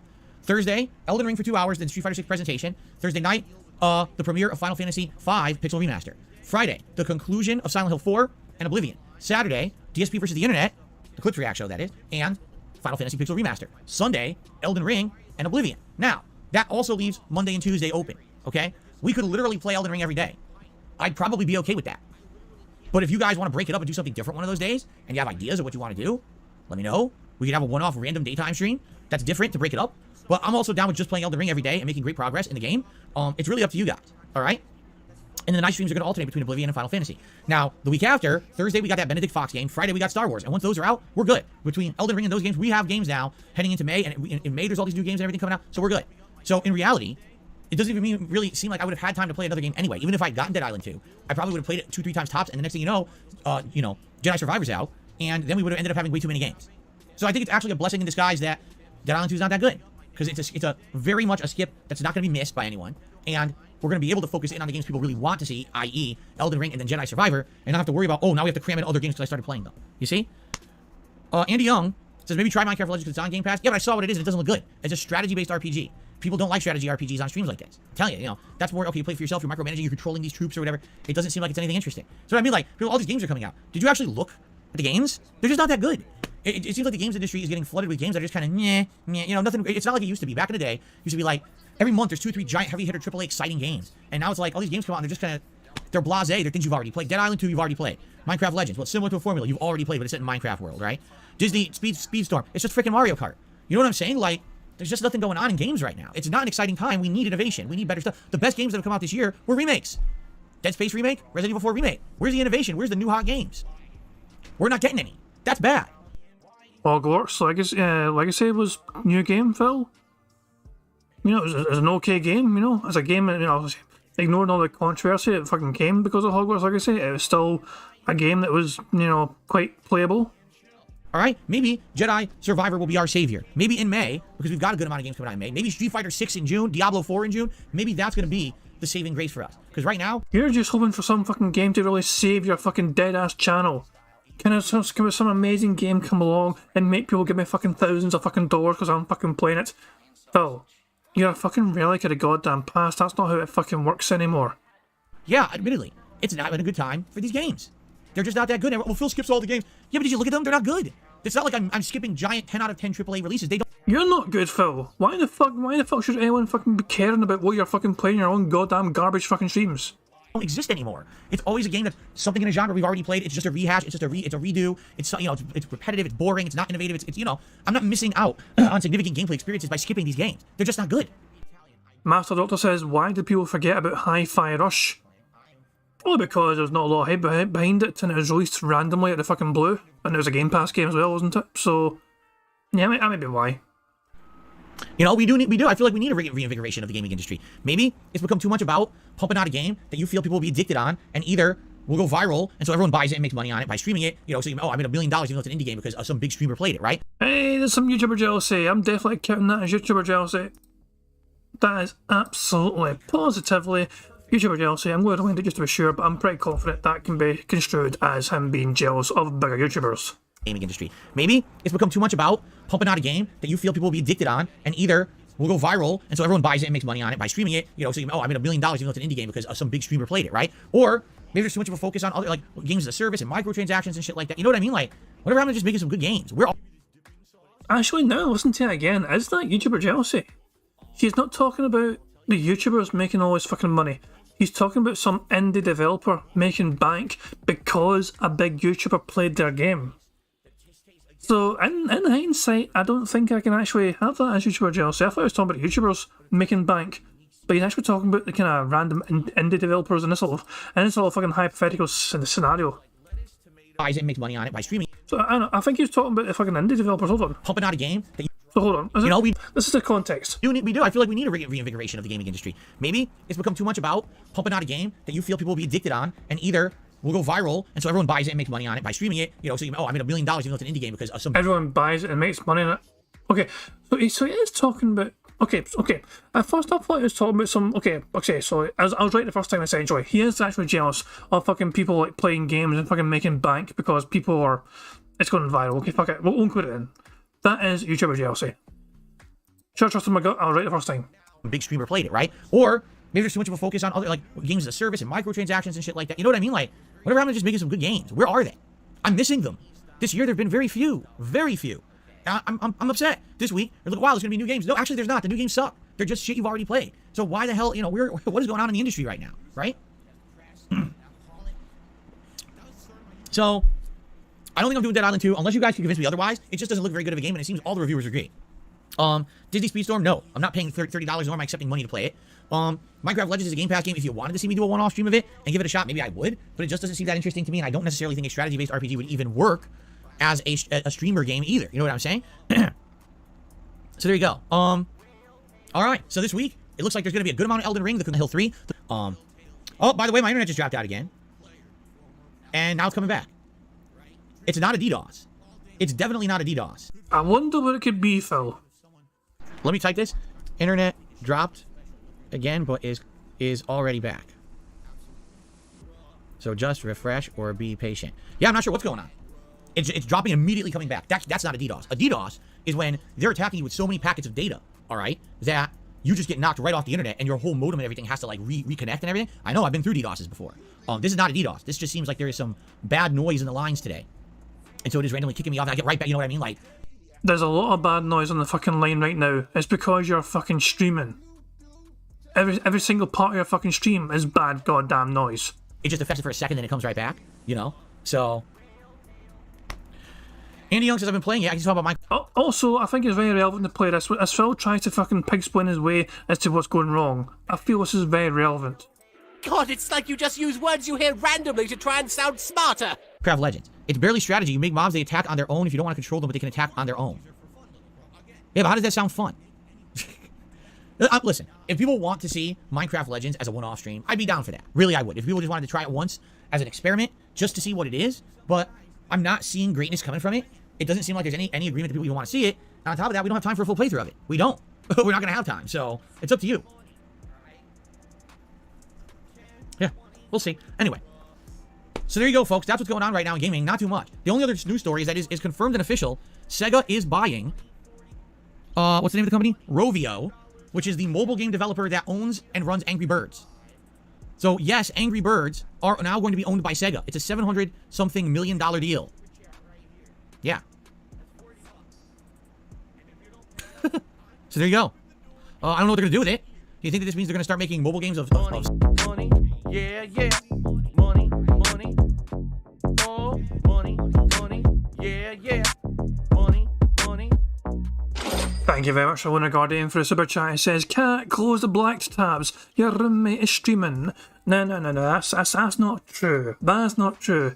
Cat's not there because Jasper's allowed in the office, remember? So Cat's at work. We can't blame Cat for fucking, breaking the internet lines plus a separate internet.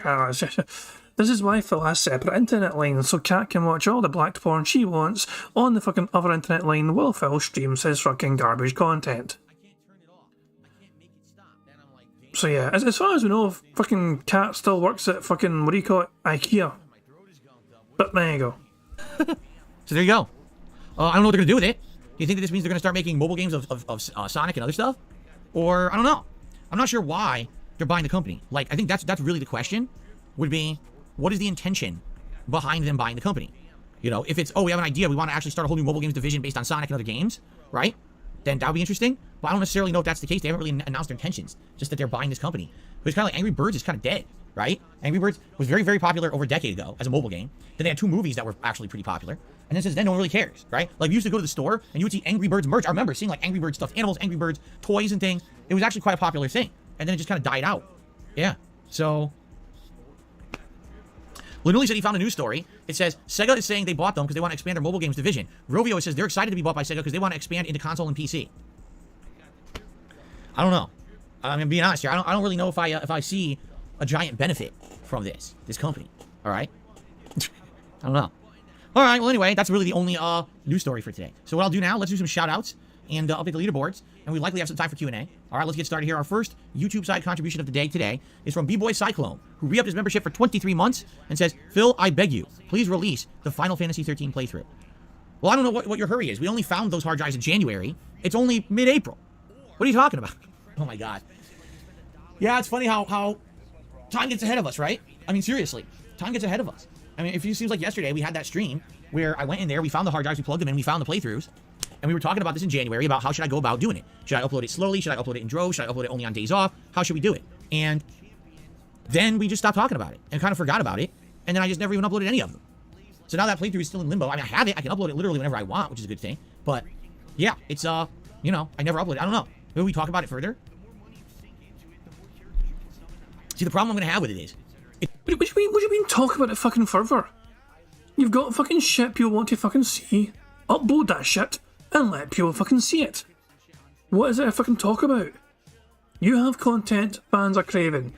You refuse to fucking do anything of it because you're a lazy bastard. it's 10-minute parts. Those videos are from back when YouTube would not accept gameplay videos longer than 10 minutes. So to upload the playthrough, let's say for example, okay, I'm gonna upload a bunch of videos. Let's say I upload 30 videos, 30 on my day off, okay? Well, 30 videos, FYI, is 5 hours. So that's 5 hours of gameplay that I would release on my day off, correct? Okay, great. Guess how long the playthrough is? 40 some hours. So even if I released 5 hours of footage weekly on my day off and flooded this channel with 30 plus gameplay videos on my day off, it'd still take me 2 months to upload the playthrough. And no, I don't have the time nor the means to sit around editing 40 hours of gameplay footage into longer videos. That's not going to work. The videos are huge because this is the old recording style from a camera. So those video files are exorbitantly large each. And to sit there editing them would take hours. I'm not even kidding. Let's say I wanted to take 6 videos and put it into an hour long. It would take me like 5 hours to edit that. No, it wouldn't. It would. Most of the fucking time, we'd be just waiting for the goddamn thing to render. You've got the fucking parts, you've got them in fucking order, you just fucking literally drag the fucking individual clips into your editor and make sure it's in the right fucking order. Then you got fucking 5 or fucking 6 of them or 10 or some bitch, whatever. Then you fucking render those fucking parts. Oh my fucking god. Why does he think it's just like a 5-hour editing job? Why in the hell does he believe it's a 5-hour editing job? It is nonsense. It is goddamn... Jesus Christ, Phil. You're such a lazy fucking cunt. One video. So we're not doing it. And this herein lies the exact same problem and challenges that we were having back in January. No one can agree on what they want. Do you want to see me flood my channel with 30 videos a week of Final Fantasy 13? Probably not. You probably would not enjoy if that was in your sub feed, right? Now I could upload it and say, oh, don't notify people in their sub feed this video is uploading. But then realistically, how many people are going to watch it if they don't know that it went live? So then why upload it? Do you see the point? There doesn't seem to be an easy fix kind of solution for this conundrum that we're in. It seems like there has to be a concession somewhere, right? And I don't know where it's going to be. The last thing I want to do is upload the Final Fantasy 13 playthrough to this channel, and then I lose a bunch of momentum. I'll give you some perspective here. Okay? DSP Gaming this year is doing decently. We are up, if you remember, we hit 200,000 subscribers around September, October. This year already, we've gained over 3,000 new subscribers to the channel. We're 203,291 subs this morning. And climbing. Okay? It's growing. Even though a lot of people think the channel is stagnant, it actually is growing. And what it is when a new release comes out that people really want to see, then we get attendance. For example, when I just played Resident Evil 4 Remake, dude, did you see the playthrough? The views are absolutely great. And the streams did really well. That playthrough was outstanding. People come to this channel for new games. But when there's no good new games coming out, the channel slows down and gets stagnant. And there's nothing you can do about that. That's the nature of a gameplay channel. That's why I'm trying to diversify myself and not just rely on gameplay. So basically your fucking channel isn't growing as fast as you want it to fucking grow because it's a fucking game developers that are fucking your channel over.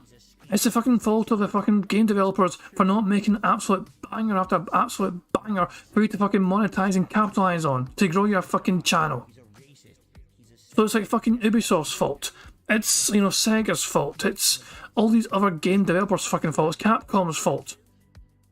How fucking dare they not fucking make absolute amazing fucking games regular every single fucking month to grow your fucking dead ass channel? Why do you think I have a whole React channel now? Okay? So, if I upload all these videos, there's potential that I'm going to piss off all these people that have not been coming to the channel and are just waiting in the rings for the next release. I don't want to lose 2,000 subscribers because I uploaded Final Fantasy 13. And realistically, how many people are going to watch the Final Fantasy 13 playthrough? A couple hundred? So do I want to risk losing all this growth that I've been getting on the channel that's slow going? This is not, overnight viral success. This is me, tooth and nail, earning every subscriber and every view in my content. Do I want to throw that all away for the sake of uploading a legacy playthrough that maybe a couple hundred people are going to watch? Right? So I don't know, man. You know what I'm saying? I don't know what to do. There's no solution. And we talked just like this. We talked in January, and no one could come up with a real solution. And then I never uploaded anything. And now we're back to square one. You know? So I guess we'll talk about it in soon, but I don't know. At this point, I don't have an answer for everybody. Okay? Marbles in the mouth. YT Lamps Gaming did a $2 super chat. First super chat of the day. Says, what's up, Phil? I'm back to watch your new Elden Ring run. Excellent. I'm glad to have you back to the channel, YT Lamps Gaming. This second run has been very, very interesting. YT Lamps Gaming. I wonder if that's the old fan Ash Lamps. Guy from way back in the fucking day called Ash Lamps, who's a big fucking massive Phil fan. Complete fucking idiot. But he apparently moved on from that shit. It could be a coincidence, but it's kind of weird the guy's got Lamps in his name. But if you're around at that fucking time, you might remember the guy. But yeah, it's random fucking old ass fucking fan. Potentially out the fucking woodwork to come back to enjoy Phil's Elden Ring content. Very, very different from my original run of the game. The whole vibe is different because, unlike me having to explore and discover things for the first time, I know where the vast majority of stuff is, and people are just helping me to guide me into the way that I can get the more important stuff for this build that I'm doing. It's streamlined. We're not doing every piece of side content. We haven't even been into an optional dungeon yet, which I don't want to really do unless I have to. It's been good. It's been a good run, in my opinion. So I hope that, again, everyone's enjoying the playthrough. I'm excited to jump back in today. It's good to have you back, YT Lamps Gaming. Okay, I have received a $2 tip. It is our first tip of the day. From Dan M. He says, I gotta head off to work, but I hope you have a good stream. Thank you very, very much, Dan M. I appreciate that, and thank you for the first tip of the day. And that gives us another bingo. Told you guys it's going to be a strong card today. We're 5 away from a full house. Thank you very much, Dan the Man M. Very good. Q Fox says, when will you do a Game Pass exploration stream? The Game Pass exploration streams are for late night chill streams when we have open schedules, and we're looking to fill some time.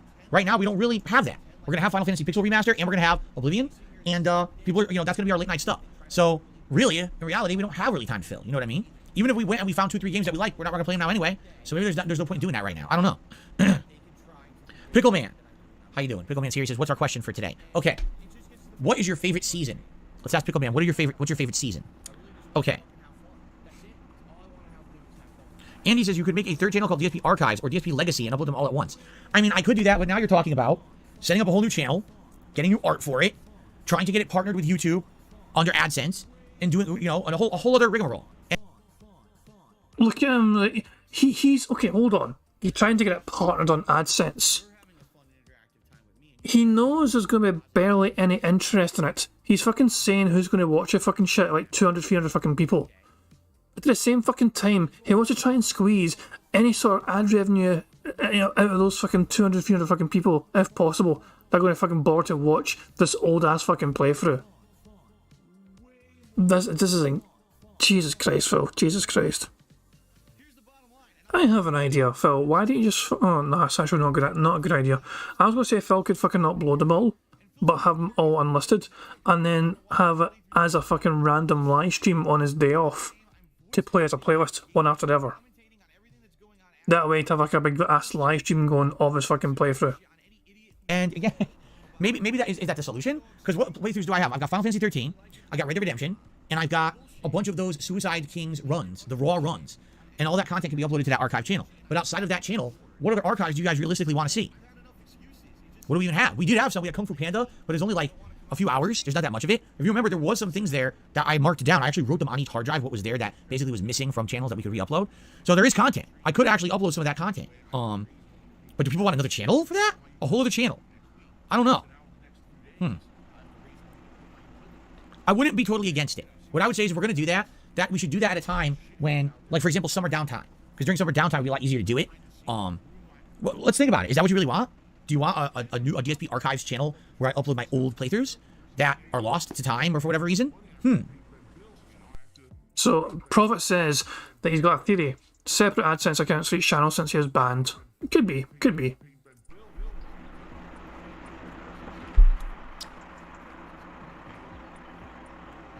No, Pickle Man, not seasoning. Your favorite season. Your season of the year. Like spring, summer, fall, or winter. Not seasoning. His favorite seasoning is garlic salt. I like garlic salt too, but that's not what I meant.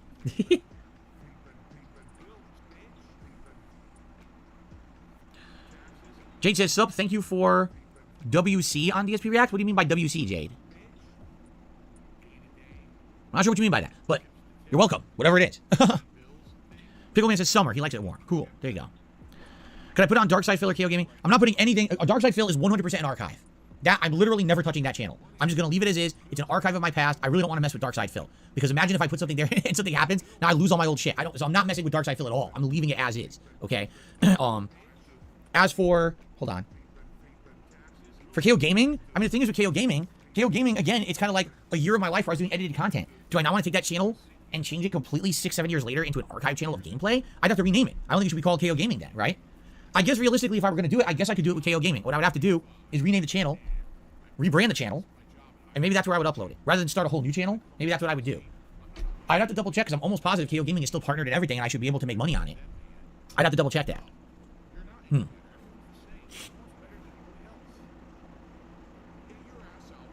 Oh, we'll think about it. We'll think about it, you guys. That's an interesting suggestion. Don't upload it to this channel because that might sacrifice all the work I've done on this channel and lose subscribers and viewers, but instead upload it over to KO Gaming where the channel's been defunct for years and I could probably more easily get it going with partnership and ads. It's already partnered. I'm almost positive it's already partnered and ready to go.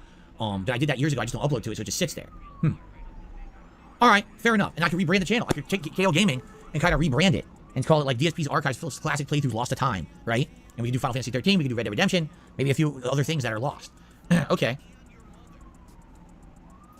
Felix the Mate says, I have a solution to your problem.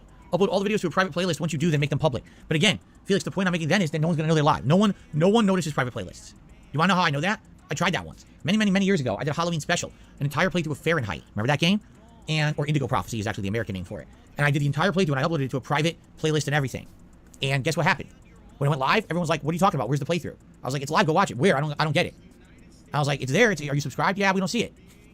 That playthrough did horribly because people couldn't find it. People only look for uploads in that one section of new uploads. See what I'm saying? I cannot believe he's going to fucking recycle another old channel to purpose it for something different and then try and fucking claim it's a new fucking channel. So KO Gaming is going to turn into some sort of fucking archive upload channel for all this fucking shitey old content he found in the closet. When things are privatized and then made like public, you don't really see them for whatever reason. A fart that smells did a super chat. Said, do you think Hogwarts Legacy is fun to get into if you're not familiar with the Harry Potter series? Well, my wife was not familiar with the Harry Potter series, played the game, and it's one of her favorite games in the past few years. So I would say yes. Absolutely yes. The answer is yes. A fart that smells. I actually put your name up on the leaderboard. Yes. What a great name. Oh, I'm so sorry. I capitalized the H in your name accidentally. Let me fix that. Oh, White Castle. No problem, Jay. That's what you were talking about. Okay, got it. That's what WC stood for. Oh, man. Literally says, I saw the Mario movie today and it was decent. Interesting. Ugh.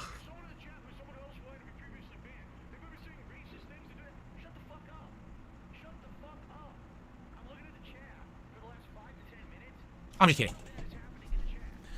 I could do a private playlist thing and make one video saying it's live. How would I do that? Link to the playlist? I don't know. I don't know if we'll have to talk about this. Like I said, if anything, maybe you're right. Maybe putting it onto a new channel would make sense. Like taking KO Gaming and changing it to DSP Archive or something. You know what I'm saying? Like DSP Classics, Lost DSP lore. I don't know. We'll have to think about it. Maybe we'll do that later this year. I'll think about it. I received a $5 tip.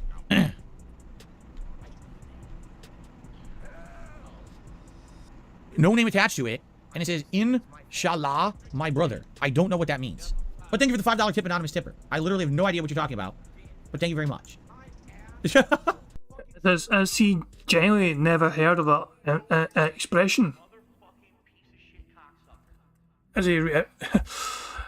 So, I mean, mass doesn't that mean like God has willed it or some pish? It's some sort of Muslim saying. I don't know. I just had a quick Google there and it says apparently is it some sort of Muslim saying God has willed it. So there you go. So, I mean, I've heard of the phrase, I've heard of the saying, but Phil's acting like it's an alien phrase to him, so I guess he's never heard it. $5 tip, anonymous tipper. I literally have no idea what you're talking about. But thank you very much. There you go. I appreciate the contribution and the support. Hold on, I apparently done a T-pose before. When? Lost DSP lore. I don't know. We'll have to think about it. Maybe we'll do that later this year. I'll think about it. Look out for a T-pose here. I received a $5 tip.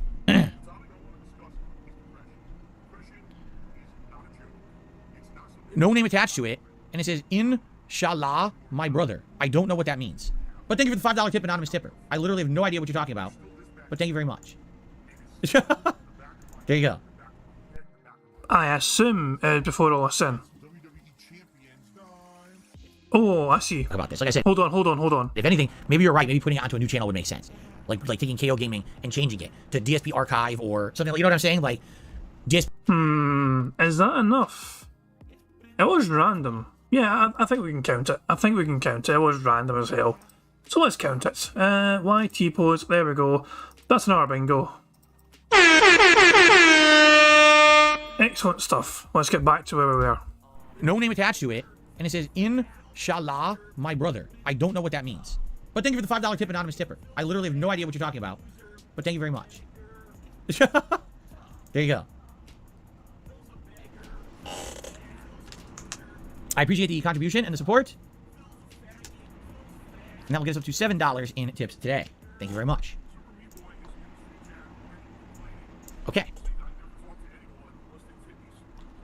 Will I review Andor on DSP React? Well, here's the thing. People seem to be saying, oh, Phil, the reason that your latest reviews you're doing on DSP React aren't getting great views is because it's old stuff. Well, there's nothing new. Like, I have HBO Max right now. There's nothing really significant on there that anyone's asking me to review that's new. Some of the new stuff's like, what is this? I don't even know what it is.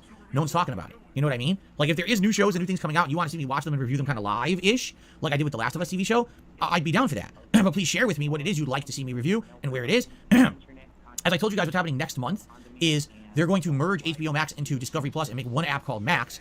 So what I'm thinking of doing is getting rid of Hulu. Just get rid of Hulu. I'll have Max. My wife likes a lot of the stuff that's being added there, like the HGTV stuff and Food Network stuff. So she can watch that. I'll keep that as my one subscription service a month. And then maybe once I get rid of Hulu, I can get something to replace it, whether that be Netflix or Disney Plus or whatever. And then I can watch stuff from there. So there you go.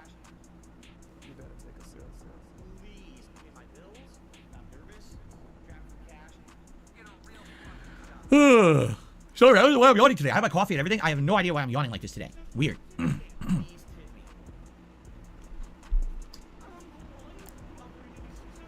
Any chance of replaying Super Mario Kart and beating it? You mean SNES Super Mario Kart? I did beat it.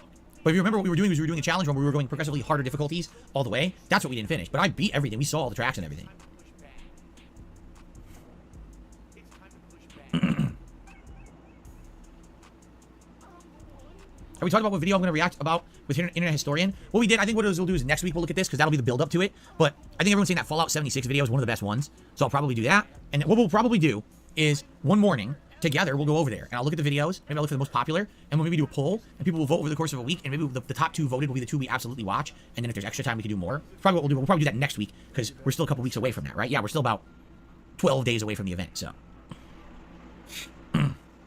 what is Kat playing right now? Not much. She was playing the Assassin's Creed game. She got a big chunk through Odyssey and kind of got bored. She actually went back to Origins for a little bit to compare the two, but I don't think she's going to play that. She even started playing Jedi Fallen Order, Star Wars Jedi Fallen Order, and she thought it was all right. She's like, man, it plays like Dark Souls, and she doesn't really like Dark Souls that much. And I was like, yeah, it really does feel like a Star Wars version of Dark Souls, although admittedly it's not as hard as Dark Souls, but it's that style of game. So I don't know if she's going to continue on with that yet or not, so I really don't know if she's even actually playing anything right now. Yeah, she played Valhalla, and she basically felt the game was insanely long and too drawn out, and because of that, it kind of annoyed her. She was looking for a more streamlined game. Jay says he thinks that there will be new Street Fighter 6 characters in a trailer on Thursday night. Well, I don't know about that. And the reason I say that is they've revealed all the characters already. They already, all the first you know, launch slew of characters have already been announced. And I feel like if they announce more characters that are DLC, that might actually piss people off. Like, why are you advertising DLC before the game's out, right? So I don't know about that.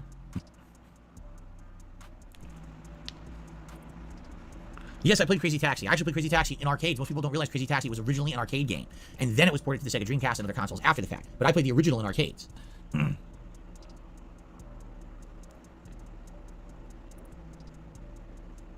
Okay, guys, we got about 10 minutes left. If anyone wants to tag me in the chat, do a little bit of extra Q&A to end the show before we jump into Elden Ring, that'd be sweet. Let me know what's on your mind. No, I never played the GBA version of Crazy Taxi. Does that sound good? Did I know Crazy Taxi patented an arrow showing you where to go? No. Pickleman says, maybe watch a bunch of shorter internet historian videos rather than long ones. I don't even know. I haven't looked. I don't even know how long the videos are over there. I have no clue. I have to look at that. It complements the flavor perfectly. And it's so weird because it's nothing like any other cuisine. It really is. What kind of sauce do I love? Sauce. Are you talking about like marinara sauce? You mean marinara sauce? I prefer a more traditional marinara, but I like it to have a lot of robust tomato flavor, a lot of chunks of tomato in it. Or a spicy marinara is quite good. And Did he also just say robust while the robust song is on? garlic infused dipping sauce. Robust. He actually said robust. I will tell you guys is thus. What are the odds? What are the odds? That is incredible. For him to fucking just randomly talk about how, you know, a marinara dipping sauce and how robust it is. What are the odds? That's the random, you know, I'll say, I have, so it's like 27 different songs I've got from Meerkat, essentially, on my playlist. 27 randomised repeating songs. And it's playing robust. Lil Piggy, robust, playing, as Phil mentions, his marinara sauce on it being robust. I just think that's fucking, like, what are the odds? It's probably not actually massively odd, you know, huge, but still, it's a lot of things I've got to say. Jesus Christ, man. Damien Anderson says, can you meow for us again? I mean, what's in it for me? You gonna make it worth my while, Damien? I'm kidding on. Meow. It has a kick to it. Maybe some peppers, like arrabbiata peppers.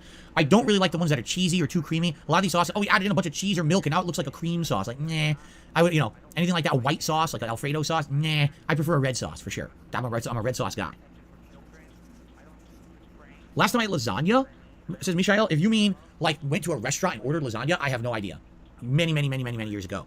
If you mean, like, frozen lasagna, several months ago, I think Kat and I got a bigger one and we shared it for dinner. We did a frozen one, but I can't remember. It was like many months ago. If you're talking homemade lasagna, I've never made it and Kat's never made it. My mother used to make homemade lasagna. It was really, really good. And the last time I had it was when they visited me in 2016. You lazy cunt, just learn to fucking make it. I tell you what, I love lasagna. I fucking love lasagna, especially homemade. It's fucking dynamite. It absolutely is. Bart Bell says, I thought Kat made lasagna. I guess she didn't fucking make it from scratch. Probably some store-bought shit and Phil pretended it was from scratch. It's a homemade meal. Why is it? Oh, because she fucking stuck a frozen meal in a fucking oven. She made it from home. For the summer. So, 7 years ago. There you go. Pickleman says Costco lasagna is really good that you can heat up. I didn't look at it, but I believe you. Costco does have a lot of frozen things that you can make that are quite good. Is Final Fantasy 12 possible before Final Fantasy 16? No. Isn't Final Fantasy 16 in June? Hold on. The fuck did he do to hurt himself? He just stood up. Final Fantasy 16 is June 22nd. No, there's no way I'm going to be able to play Final Fantasy 12 before then, right? We got Last Case of Benedict Fox that I'm checking out on the 27th. Don't know if I'm committing to it, but I'm going to check it out. Star Wars Jedi Survivor on April 28th. Redfall on May 2nd. Zelda Tears of the Kingdom on the 12th. Amnesia the Bunker the 16th. The Gollum Lord of the Rings game on the 25th. System Shock Remake on the 30th. Street Fighter 6 on June 2nd. Diablo 4 on June 6th. Final Fantasy 16 on June 22nd. So once we get to Jedi Survivor, we've pretty much got non-stop new release exciting games for a couple of months there. That's going to be pretty good. We just got to get there. We got about a week and a half. That's what I mean. Like, these games coming out right now are so disappointing. They're not even like good filler. They're not. It's boring. Oh, really? Hobo watches the System Shock Remake is PC only. Oh, come on. Well, I guess I'm not doing that then. Son of a bitch. It's bullshit. Do I prefer horror games in 3D or first person?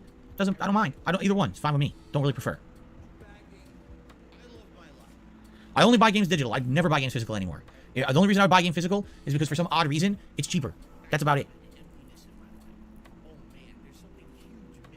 What What do you mean for some odd fucking reason? They don't fucking actually have to fucking manufacture a digital fucking, an actual physical copy. So they're gonna fucking save money on producing the actual fucking physical copy of the goddamn game. That's why it's cheaper digitally. You dense fucking idiot. No, I never played the original System Shock at all. So this would be a first time experience for me playing this remake if it ever comes out for consoles.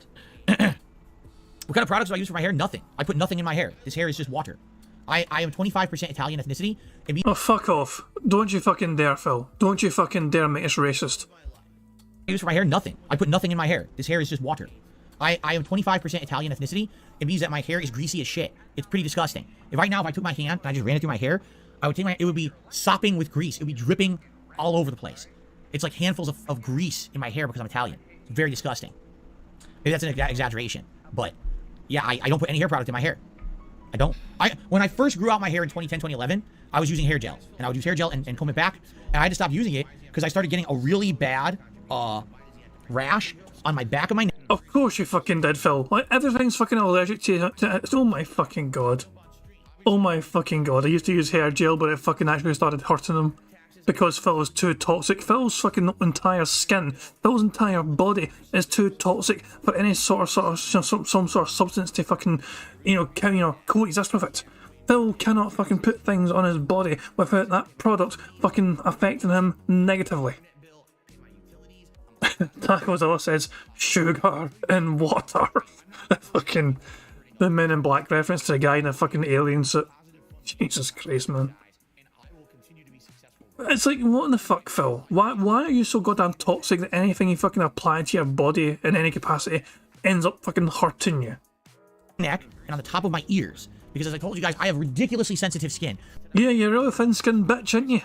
My skin is so sensitive that anything can set it off with a rash or reaction. Yeah, even harsh words. Fuck me, man.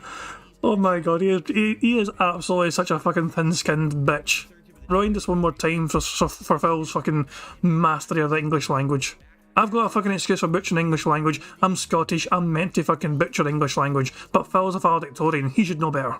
I was using hair gel, and I would use hair gel and comb it back, and I had to stop using it because I started getting a really bad rash on my back of my neck and on the top of my ears. Because as I told you guys, I have ridiculously sensitive skin. My skin is so sensitive that anything can set it off with a rash or reaction. Sometimes I'll have a scrap. Oh, my face itches. I'll just go like this, and I'll get a welt on my skin on my face. Because my skin is so sensitive. It's so stupid. I hate having sensitive skin. I really, really do. It pisses me off. Also, because of the acne. I still get acne. I'm 41 years old, and I'm getting annoying acne. It's like, what the fuck is going on? But it's just... probably a result of poor diet, in my opinion. The curse of having sensitive skin. It sucks. It's not a good thing. I would not wish it on anyone. It's very, very frustrating. Master Doctor is saying, why is he overpronouncing sensitive? Because he's a fucking weird dick. He's a weird person. If he's even that.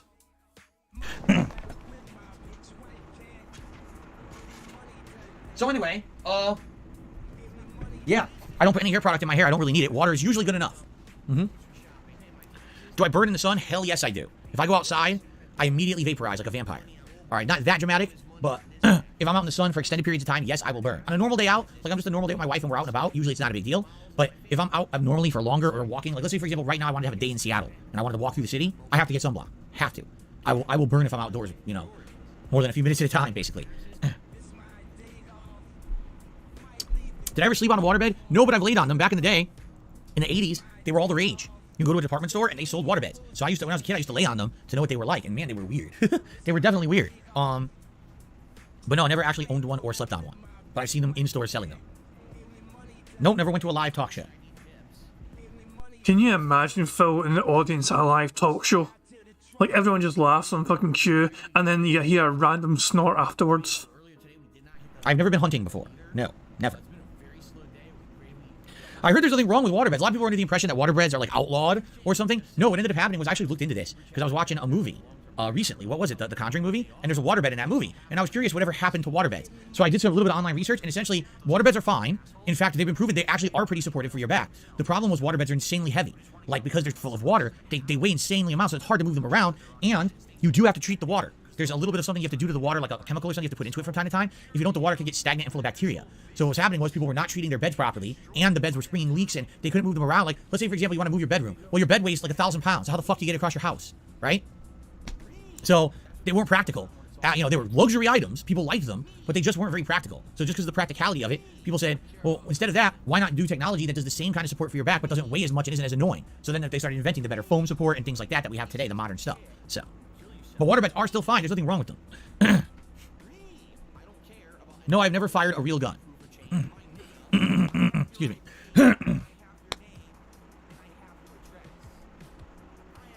Average Best says, if Edward Scissorhands taught us anything, it's that waterbeds are just ticking time bombs. Wow. Yeah, man. If ever you go to bed with a kitchen knife, you're in trouble if you're on a waterbed. Yes. Wow. Oh, my God. All right. Well, guys, I want to say thanks. It's been an interesting Level 1 podcast, to say the least. It's been entertaining, I would say. We had a good time. We talked. We discussed the new games coming out. Oh, we got another tip. Hold on. Hold on. I received a $2 tip from an anonymous tipper. Did he really get excited for a fucking tip and then he actually fucking was clearly visibly disappointed it was only $2? Hold on! I received a $2 tip. The voice went so goddamn flat when he was reading out how much it was worth. One more time. Look at the excitement of a tip coming in and then the sheer fucking monotony and the flatness of the voice as he realises it's only $2. The new game's coming out. Oh, we got another tip. Hold on. Hold on! I received a $2 tip from an anonymous tipper. Ubisoft released a 60 frame per second update for Far Cry 5. Would you play it again on PS5? It was a great game. What did you think of it? Overall, I thought the gameplay elements were sound. All right. I thought the story was okay, but I really felt like it really was kind of a repetitive grind. It didn't really innovate. I really feel like Far Cry 3, 4, and 5 are almost exactly the same game. Far Cry 6 did innovate a bit. They actually changed up some stuff in the game that made it feel fresh and different, which was nice. And I do think Far Cry 6 is the best one since 3. But 5 was just okay for me. So I don't think I would want to go back and replay it. I am no one to thank you for all the great gaming that you give to us. You're welcome. All right, guys. Time to wrap up the podcast. Thanks so very much for chilling here with me. I really appreciate that. I hope that you've enjoyed the show. And as we wrap up here, I would just like to remind everyone that it is allergy season, so get some Benadryl. No, let's just skip this shit. And we'll just change this as well. We'll go here. We'll go here and go here. Here we go. But I'm ready to see how the Academy ends here. We're at Renala, and we almost one-shotted her. So I feel like another couple attempts, we're going to do it. And then after that, I'm gonna ask you guys what you want. Do you want me to explore Liurnia of the Lakes and look for items and stuff? Or do you have an idea of exactly where I should go? Should I head to the northwest to that optional dungeon? That's a magic-based dungeon. Maybe there'd be good magic items there for my build. I don't know, because in the first run, I wasn't looking for magic items, right?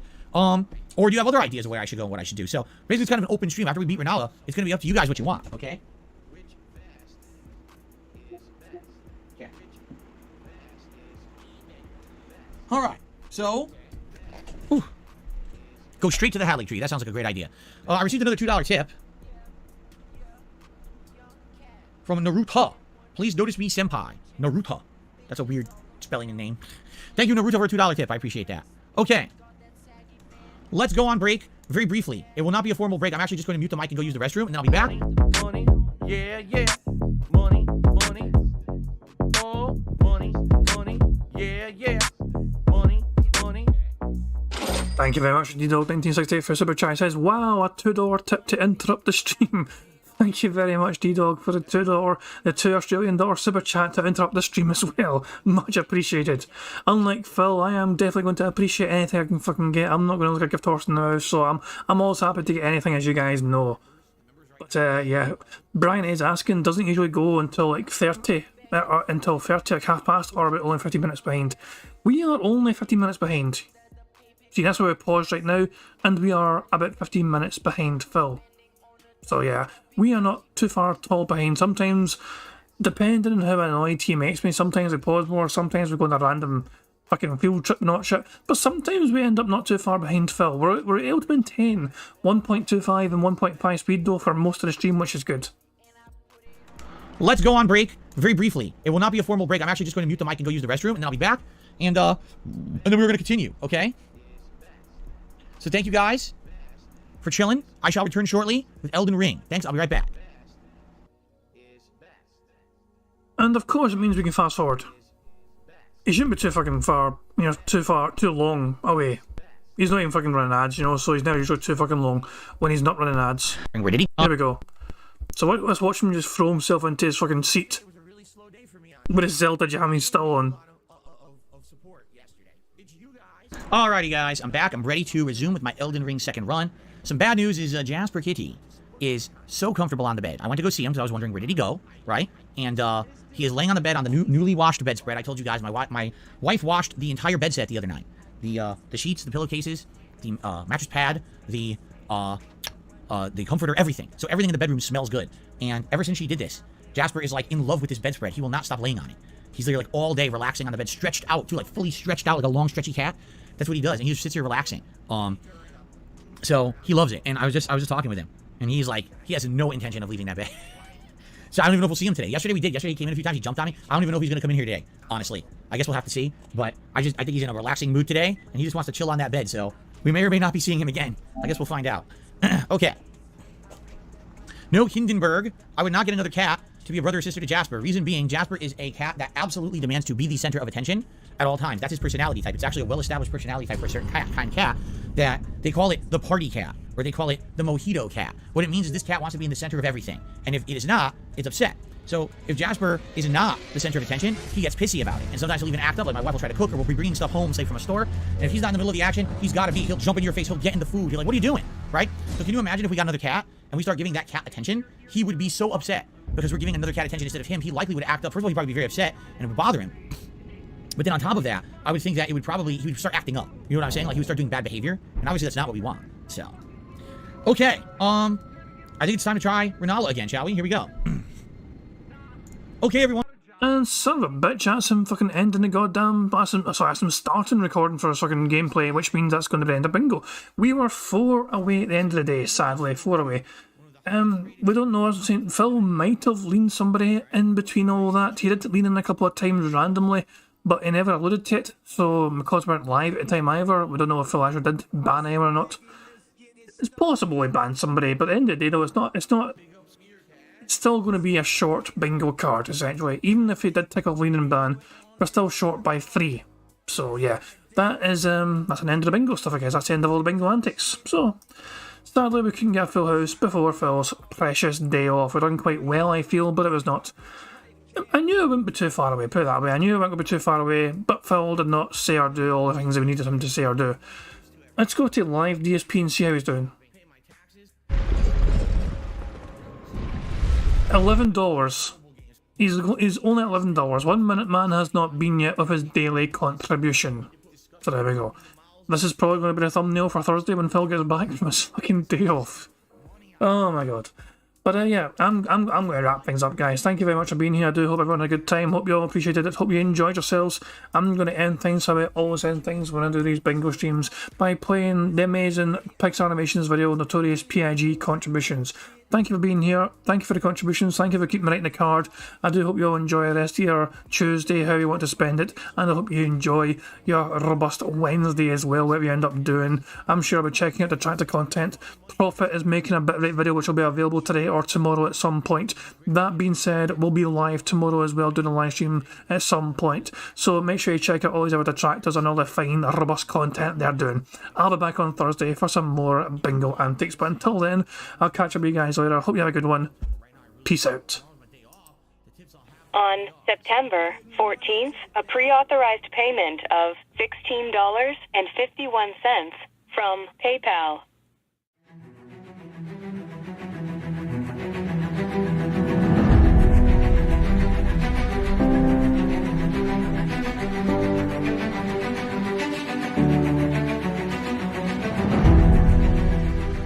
All right, Luna Mills has tipped me $1.30. It says, I'm back. What's your favorite type of shower? When you're showered in money. When you go outside, all of a sudden, greenbacks start falling from the sky. And you raise your face up, you're like, oh, you start dancing, you go, oh, money, money, yeah, yeah. All right, I don't know what the hell you're talking about, but thank you for the first tip of the day.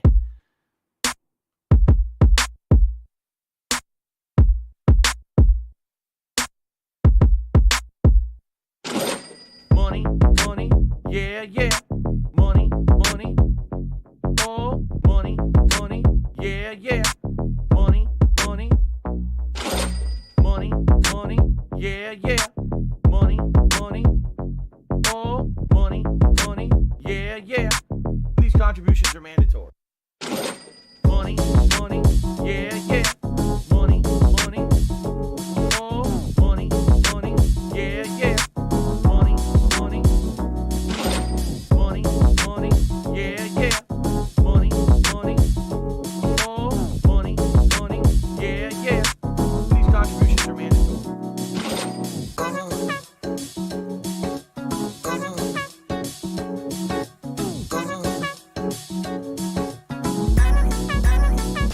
the money.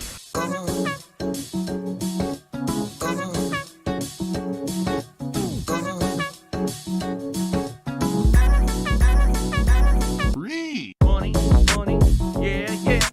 Money, money, oh, money, money, yeah, yeah. Money, money, money, money, yeah, yeah. Money, money, oh, money, money, yeah, yeah. These contributions are mandatory. And it's gone. Just gone like that. In an instant. Fucking gone.